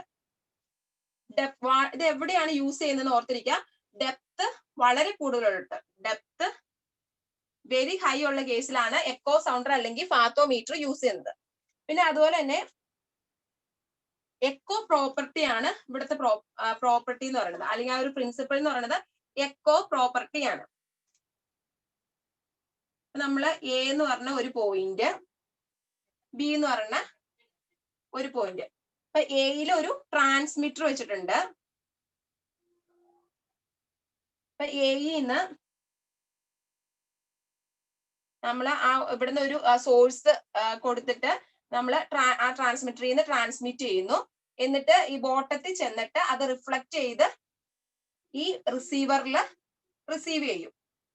നമുക്ക് കാൽക്കുലേറ്റ് ചെയ്യേണ്ട ഡിസ്റ്റൻസ് എന്ന് പറയാം. എന്നിട്ട് അപ്പൊ നമ്മൾ ആ ട്രാൻസ്മിറ്റ് ചെയ്ത് റിസീവ് ചെയ്യാൻ എടുത്ത ടൈം ഒക്കെ കാൽക്കുലേറ്റ് ചെയ്യും. എന്നിട്ട് നമുക്ക് വേണ്ട ഡിസ്റ്റൻസ് എന്ന് പറയുന്നത് ഈ ഡി ആണ് വേണ്ടത്. അതാണ് നമ്മുടെ സൗണ്ടിങ് എന്ന് പറയുന്നത്. അപ്പൊ ഡി എന്ന് പറയുന്നത് നമ്മൾ ആദ്യമൊക്കെ നമ്മൾ പറഞ്ഞ കേസിൽ ഉള്ളതുപോലെ തന്നെ half into B into T, B into T by 2 ആണ് നമുക്ക് അവിടെ കിട്ടുന്ന ഡിസ്റ്റൻസ് എന്ന് പറയുന്നത്. അപ്പൊ എക്കോ പ്രോപ്പർട്ടി യൂസ് ചെയ്തിട്ടാണ് ഫാത്തോമീറ്റർ അല്ലെങ്കിൽ എക്കോ സൗണ്ടർ വർക്ക് ചെയ്യുന്നത്. അതിന്റെ ഡെപ്ത് വളരെ ഹൈ ഡെപ്ത് ഉള്ളിടത്താണ് ഈ ഒരു മെത്തേഡ് യൂസ് ചെയ്യുന്നത്, ഈ ഒരു എക്കോ സൗണ്ടർ യൂസ് ചെയ്യുന്നത്. അതൊരു ട്രാൻസ്മിറ്റർ ഉണ്ടാവും, റിസീവർ ഉണ്ടാവും. ട്രാൻസ്മിറ്ററിൽ നിന്ന് ആ സോഴ്സ് നമ്മുടെ ആ സൗണ്ട് പ്രൊഡ്യൂസ് ചെയ്ത് ട്രാൻസ്മിറ്റ് ചെയ്ത് അതിന്റെ ബോട്ടത്തിൽ ചെന്ന് അത് റിഫ്ലക്ട് ചെയ്ത് റിസീവറിൽ റിസീവ് ആവണം. അപ്പൊ അതിനുള്ള ടൈം ഒക്കെ കാൽക്കുലേറ്റ് ചെയ്യും. എന്നിട്ട് നമ്മൾ ഡിസ്റ്റൻസ് ഈ ഫോമുല വെച്ച് കാൽക്കുലേറ്റ് ചെയ്യും. ഇതാണ് നമുക്ക് കിട്ടേണ്ട ആ ഒരു ഡെപ്ത് അല്ലെങ്കിൽ സൗണ്ടിങ് എന്ന് പറയുന്നത്. പിന്നെ ഇത് കൂടുതൽ ആക്യുറേറ്റ് ആണ്. അപ്പൊ ഫാത്തോമീറ്ററിൽ എക്കോ സൗണ്ടർ ആണ് ഏറ്റവും ആക്യുറേറ്റ് ആയിട്ടുള്ളത്. എത്ര ഡിസ്റ്റൻസ് വളരെ ഹൈ ഒത്തിരി കൂടുതൽ ഡെപ്ത് നമുക്ക് മെഷർ ചെയ്യണമെങ്കിലും ഈ ഒരു ഇത് യൂസ് ചെയ്യാം, ഈ ഒരു ഇൻസ്ട്രുമെന്റ് യൂസ് ചെയ്യാം. അതിൽ സ്ട്രോങ് വിൻഡ് ഒക്കെ ഉള്ളിടത്ത് നമുക്ക് ഇത് യൂസ് ചെയ്യാം. അത്രയാണ് അതിൻ്റെ അകത്ത് മെയിൻ ആയിട്ടുള്ള പ്രോബ്ലം പോയിന്റ്സ് ഓർത്തിരിക്കാനുള്ളത്. പിന്നെ ആംഗിൾ മെഷർ ചെയ്യുന്നത്, തിയോഡലൈറ്റ്, പ്രിസ്മാറ്റിക് കോമ്പസ്, അതുപോലെ തന്നെ ബോക്സ് എക്സ്റ്റെന്റ്.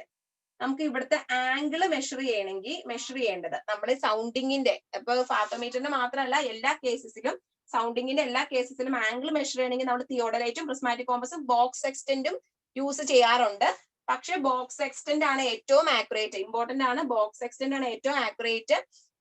അതുപോലെ തന്നെ നമുക്ക് ആ ഒരു വേവിങ് ആക്ഷൻ ഒക്കെ ഉള്ള കാരണം, വാട്ടർ അത്ര സ്റ്റിൽ അല്ലാത്ത കാരണം നമുക്ക് ബോക്സ് എക്സ്റ്റെന്റ് യൂസ് ചെയ്തിട്ടുണ്ടെങ്കിലാണ് കൂടുതൽ ആക്യുറേറ്റ് ആയിട്ട് കിട്ടുന്നത്. അപ്പൊ മോസ്റ്റ് സ്യൂട്ടബിൾ എന്ന് പറയുന്നത് ബോക്സ് എക്സ്റ്റെന്റ് ആണ്.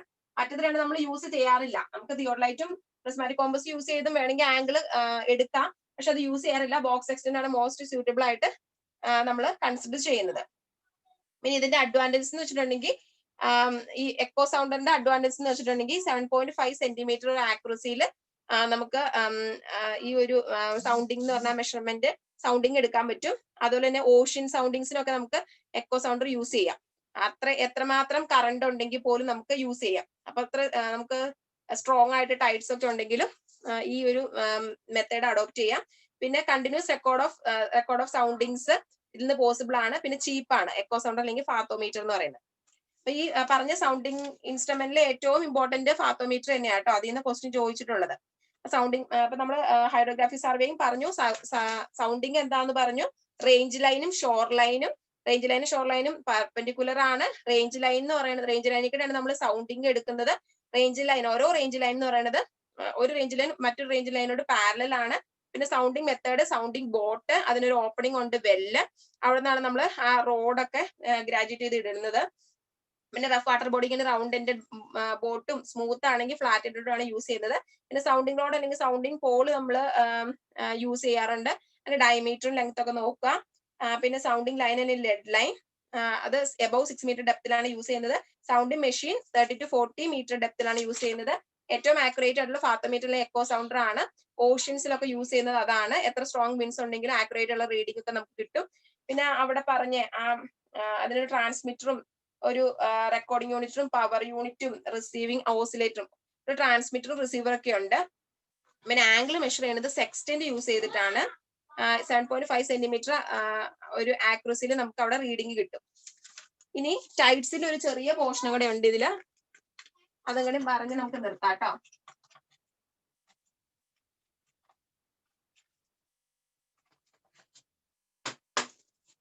ഇപ്പൊ ടൈറ്റ്സ് എന്ന് വെച്ചാൽ എന്താന്ന് നമുക്കറിയാം. Tides are the rise and fall of sea levels caused by combined effects of gravitational forces exerted by moon and the sun and the rotation of earth.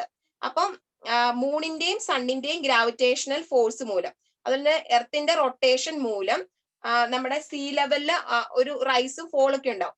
അപ്പൊ അതാണ് ആ റൈസിനെയും ഫോളിനെയൊക്കെ പറയുന്നതാണ് ടൈഡ് എന്ന്. നമ്മൾ കഴിഞ്ഞ ദിവസം മീൻ സീ ലെവൽ ഫിക്സ് ചെയ്ത ആ മീൻ സീ ലെവൽ പറഞ്ഞപ്പോ തന്നെ പറഞ്ഞായിരുന്നു. ടൈഡ്സ് എന്ന് വെച്ചിട്ടുണ്ടെങ്കിൽ നമ്മുടെ മൂണും സണ്ണും തമ്മിലുള്ള ഗ്രാവിറ്റേഷണൽ ഫോഴ്സ് ഓഫ് അട്രാക്ഷൻ മൂലം എർത്തിന്റെ റൊട്ടേഷൻ മൂലം ഉണ്ടാകുന്ന നമ്മുടെ സീയുടെ ആ ഒരു സർഫസിൽ ഉണ്ടാകുന്ന റൈസ് ആൻഡ് ഫോൾ ഓഫ് റൈസിങ്ങും ഫോളിങ്ങും ഉണ്ടാവും. ആ ഒരു ഇത് ഫിനോമിനയ്ക്കാണ് നമ്മൾ ടൈഡ്സ് എന്ന് പറയുന്നത്. അപ്പൊ പ്രിൻസിപ്പൽ ടൈഡ് പ്രൊഡ്യൂസിങ് ഏജൻസ് എന്ന് പറയുന്നത് സണ്ണും മൂണും ആണ്.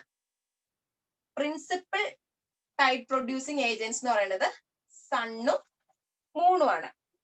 ഈ സണ്ണും മൂണും എർത്തും ഉണ്ട്. ഇവരുടെ മൂന്ന് പേരുടെ ഒരു എഫക്റ്റ് ഉണ്ട് ടൈഡ് പ്രൊഡ്യൂസ് ചെയ്യാൻ. പക്ഷെ ഏറ്റവും പ്രിൻസിപ്പൽ ആയിട്ടുള്ള ആ ഒരു കാരണക്കാരന്മാരെന്ന് പറയുന്നത് സണ്ണും മൂണും ആണ്. അതിൽ തന്നെ ഏറ്റവും പവർഫുൾ എന്ന് പറയുന്നത് മൂണാണ്, മോസ്റ്റ് പവർഫുൾ. അപ്പം മോസ്റ്റ് പവർഫുൾ എന്ന് പറയുന്നത് മൂണാണ്. അപ്പൊ ടൈഡ്സ് രണ്ട് എണ്ണം ഉണ്ട്, രണ്ട് രീതിയിൽ പറയാം. ലൂണാർ ടൈഡ്സും ഉണ്ട്, പിന്നെ എന്താ ഉള്ളത്, സോളാർ ടൈഡ്സും ഉണ്ട്. ലൂണാർ ടൈഡ്സും ഉണ്ട്, സോളാർ ടൈഡ്സും ഉണ്ട്. അപ്പൊ ലൂണാർ ടൈഡ്സ് എന്ന് വെച്ചിട്ടുണ്ടെങ്കിൽ, lunar means moon, related to moon. അപ്പൊ ലൂണാർ എന്ന് വെച്ചിട്ടുണ്ടെങ്കിൽ it is produced by unbalanced attracting forces between moon and earth. മൂണും എർത്തും തമ്മിലുള്ള അൺബാലൻസ്ഡ് അട്രാക്റ്റീവ് ഫോഴ്സസ് മൂലം ഫോം ചെയ്യുന്നതാണ് ലൂണാർ ടൈഡ്സ്. സോളാർ ടൈഡ്സ് എന്ന് വെച്ചിട്ടുണ്ടെങ്കിൽ അപ്പൊ എന്തിന്റെ ആയിരിക്കും, സൺ ആൻഡ് എർത്ത് മൂലം, എർത്ത് അവർ തമ്മിലുള്ള ഒരു അൺബാലൻസ്ഡ് അട്രാക്റ്റീവ് ഫോഴ്സ് മൂലം ഫോം ചെയ്താണ് സോളാർ ടൈഡ്സ്. അപ്പൊ നമ്മുടെ ടോട്ടൽ ടൈഡ് എന്ന് പറയുന്നത് ഇതിന്റെ രണ്ടിന്റെയും സമ്മേഷൻ ആയിരിക്കും. ടോട്ടൽ ടൈഡ് എന്ന് പറഞ്ഞിട്ടുണ്ടെങ്കിൽ lunar tide plus solar tide ആണ്. അത്ര ഓർത്തിരിക്കുക കേട്ടോ. അപ്പൊ നമ്മൾ ടൈഡ് ഫോം ചെയ്യുന്ന പറഞ്ഞു, gravitational attractive forces between sun and മൂണും അതുപോലെ തന്നെ റൊട്ടേഷൻ ഓഫ് എർത്ത്. അവര് മൂന്നുപേരുടെ എഫക്ട് കൊണ്ടാണ് ടൈഡ്സ് ഫോം ചെയ്യുന്നത്.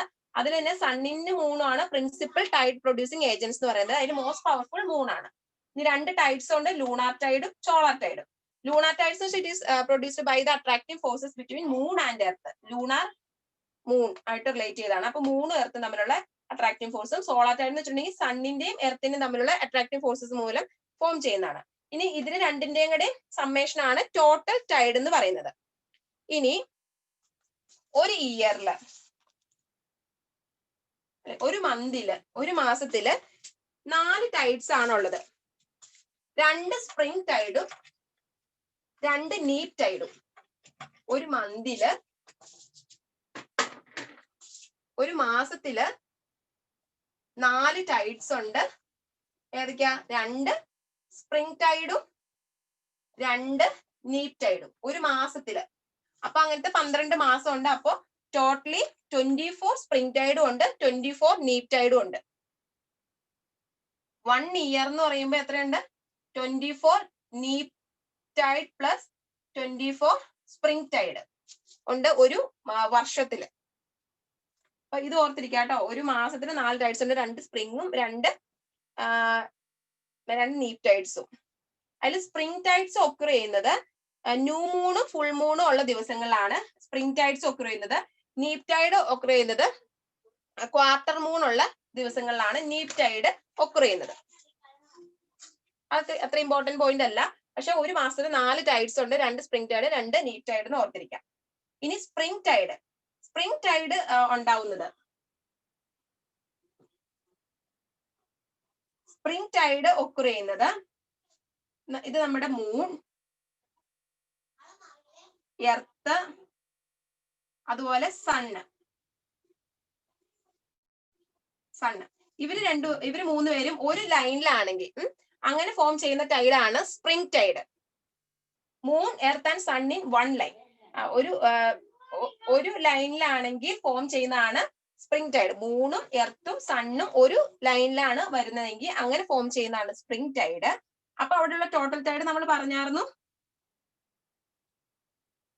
ലൂണാർ ടൈഡിന്റെയും സോളാർ ടൈഡിന്റെയും സമ്മേഷൻ ആണ്. Lunar tide plus solar tide ഇത് ഒരു ലൈനിൽ വരുന്ന കാരണമാണ് നമ്മളിവിടെ സമ്മേഷൻ എടുത്തത് കേട്ടോ. അപ്പൊ ലൂണാർ ടൈഡ് നമ്മൾ റെപ്രസെന്റ് ചെയ്യുന്ന FM ആണെങ്കിൽ സോളാർ ടൈഡ് അത്രയില്ല. കാരണം ഈ മൂണും എർത്തും തമ്മിൽ, ഈ എർത്തിനോട് മൂൺ വളരെ ക്ലോസ് ആണ്, പക്ഷെ സണ്ണ് എർത്തിന്ന് കുറച്ച് ദൂരത്താണ്. അപ്പൊ സോളാർ ടൈഡിന് അത്ര എഫക്റ്റ് ഇല്ല. സോളാർ ടൈഡ് ലൂണാർ ടൈഡിന് അത്ര ഇല്ല. ലൂണാർ ടൈഡ് നമ്മൾ FM എന്ന് ഡിനോട്ട് ചെയ്തിട്ടുണ്ടെങ്കിൽ 0.458 FM ഉള്ളൂ സോളാർ ടൈഡ്. ടോട്ടൽ 1.458 FM എന്ന് പറയാം. ഈ ഫിഗർ ഓർത്തിരിക്കുക കേട്ടോ. നമ്മുടെ സ്പ്രിംഗ് ടൈഡ് എന്ന് വെച്ചിട്ടുണ്ടെങ്കിൽ മൂന്നും ഒരു ലൈനിൽ വരുന്ന കേസിൽ ഒക്കർ ചെയ്യുന്നതാണ് സ്പ്രിംഗ് ടൈഡ്. അവിടെ ഉണ്ടാവുന്ന ടോട്ടൽ ടൈഡ്, ഒരു ലൈനിലായതുകൊണ്ട് ലൂണാർ ടൈഡിന്റെയും സോളാർ ടൈഡിന്റെയും സമ്മേഷൻ ആണ്. ലൂണാർ ടൈഡ് എന്ന് വെച്ചിട്ടുണ്ടെങ്കിൽ നമ്മൾ റെപ്രസെന്റ് ചെയ്യുന്ന FM, സോളാർ ടൈഡ് എന്ന് വെച്ചിട്ടുണ്ടെങ്കിൽ ഇവര് തമ്മിലാണ് മോർ ക്ലോസ് എന്ന് പറയാം. സണ്ണ് കുറച്ചും കൂടി എർത്തിൽ നിന്ന് കുറച്ചും കൂടി ഡിസ്റ്റൻസിലാണ്. അതുകൊണ്ട് സോളാർ ടൈഡ് ലൂണാർ ടൈഡിന്റെ 0.458 ഉള്ളൂ. അങ്ങനെയാണ് ഇവിടെ 0.458 FM വന്നത്. ഇതിന് രണ്ടിനെ സം ചെയ്യുമ്പോൾ നമുക്ക് കിട്ടുന്നത് 1.458 FM. അതാണ് total tide in case of spring tide. ഇനി നീപ് ടൈഡിന്റെ കേസിൽ സണ്ണും മൂണും റൈറ്റ് ആംഗിളിലാണ് ഫോം ചെയ്തിരിക്കുന്നത്. മൂണ് ഇവിടെ നമ്മുടെ എർത്ത്, ഇവിടെ നമ്മുടെ സണ്ണ്. അപ്പൊ ഇവര് തമ്മില് ഈ സണ്ണും മൂണും തമ്മിൽ റൈറ്റ് ആംഗിളിലാണ്. അപ്പൊ ഇവിടെ സമ്മേഷൻ അല്ല എടുക്കുന്നത് ടോട്ടൽ ടൈഡിന്റെ കേസിൽ, അവരുടെ ഡിഫറൻസ് ആണ് എടുക്കുന്നത് നീപ് ടൈഡിന്റെ കേസിൽ. അപ്പൊ ടോട്ടൽ ടൈഡ് എന്ന് പറയുന്നത് FM മൈനസ് 0.458 FM ആണ്. അവിടെ കിട്ടുന്ന ആൻസർ 0.542 FM ആണ്. ഈ ഫിഗറും പഠിച്ചിരിക്കാം. അപ്പൊ ഇവിടെ സമ്മേഷൻ ഡിഫറൻസ് ആണ് ഓർത്തിരുന്നത്, കാൽക്കുലേറ്റ് ചെയ്തെടുത്താലും മതി. ഇനി സ്പ്രിംഗ് ടൈഡും നീപ് ടൈഡും പറഞ്ഞു. ഇനി ratio of spring and neap tide, അതിന്റെ റേഷ്യോ കൂടെ ഓർത്തിരിക്കണം. Spring tide to neap tide, neap ടൈഡിന്റെ റേഷ്യോ എന്ന് പറയുന്നത് 2.8 ആണ്. അപ്പൊ നമ്മൾ ആദ്യം കിട്ടിയ 1.458 FM ബൈ 0.542 FM ചെയ്യുമ്പോൾ നമുക്ക് കിട്ടുന്നത് 2.8 എന്നാണ്. അപ്പൊ ഈ 0.458 നമ്മൾ ഓർത്തിരുന്നിട്ടുണ്ടെങ്കിൽ ബാക്കിയെല്ലാം നമുക്ക് കാൽക്കുലേറ്റ് ചെയ്തെങ്കിലും എടുക്കാം. അത്രയാണ് ഇതിനകത്തുള്ള മെയിൻ പോയിന്റ്സ് കേട്ടോ. അപ്പൊ ടൈഡ് നമ്മൾ പറഞ്ഞു, ടൈഡ് എന്തായിരുന്നു? രണ്ടിന്റെയും ഡിഫറൻസ് ആണ് ടൈഡ് എന്ന് പറയുന്നത്. അട്രാക്റ്റീവ് സണ്ണിന്റെയും മൂണിന്റെയും എർത്തിന്റെയും നമ്മളുടെ അട്രാക്റ്റീവ് ഫോഴ്സ് മൂലം ഫോം ചെയ്യുന്നതാണ് ടൈഡ് എന്ന് പറയുന്നത്. അപ്പൊ ടൈഡ് രണ്ട് രീതിയിലുണ്ട്. സോളാർ ടൈഡും ഉണ്ട്, സോളാർ ടൈഡും ഉണ്ട്, ലൂണാർ ടൈഡും ഉണ്ട്. അപ്പൊ സോളാർ ടൈഡ് നമ്മൾ സണ്ണിന്റെ എർത്തിന് തമ്മിൽ അട്രാക്ഷൻ ആണ്. ലൂണാർ ടൈഡ് എന്ന് വെച്ചിട്ടുണ്ടെങ്കിൽ മൂണിന്റെ എർത്തിന് തമ്മിൽ അട്രാക്ഷൻ മൂലം ഫോം ചെയ്യുന്നതാണ്. പിന്നെ നമ്മൾ സ്പ്രിംഗ് ടൈഡും നീപ് ടൈഡും പറഞ്ഞു. സ്പ്രിംഗ് ടൈഡ് എന്ന് വെച്ചിട്ടുണ്ടെങ്കിൽ മൂന്നും ഒരേ ലൈനിൽ വരുമ്പോൾ അപ്പൊ അതിന്റെ ടോട്ടൽ ടൈഡ് 1.458 FM ഉം, നീപ് ടൈഡ് എന്ന് വെച്ചിട്ടുണ്ടെങ്കിൽ റൈറ്റ് ആംഗിൾസിൽ വരുമ്പോൾ അതിന്റെ ടോട്ടൽ ടൈഡ് 0.542 FM ഉം, അതിന്റെ റേഷ്യോ രണ്ട് spring tide to neap tide ratio 2.8 ആണ്. അപ്പൊ അത്രയും ഓർത്തിരിക്കാം. അപ്പൊ അതോടുകൂടി നമ്മുടെ കുറെ പോർഷൻസ് കവർ ആയിട്ടുണ്ട്. നമുക്ക് പ്രിസ്മാറ്റിക് നമ്മുടെ കോമ്പസ് സർവേയിങ്ങും അതിന്റെ പ്രോബ്ലംസ് കൂടെ ഉണ്ട്. അത് ഞാൻ നിങ്ങൾക്ക് റെക്കോർഡഡ് ആയിട്ട് തരാം കേട്ടോ. അപ്പൊ ഇനി നമ്മൾ സർവേയിങ്ങിൽ ലൈവ് ക്ലാസ് ഉണ്ടാവത്തില്ല, ഒരു റെക്കോർഡർ തരാം. ജസ്റ്റ് പ്രോബ്ലംസ് ഉള്ളൂ. കോമ്പസിന്റെ കേസിൽ ഒത്തിരി പറയാനില്ല. നമുക്ക് ക്ലാസ് വൈൻഡപ്പ് ചെയ്യാം. Thank you.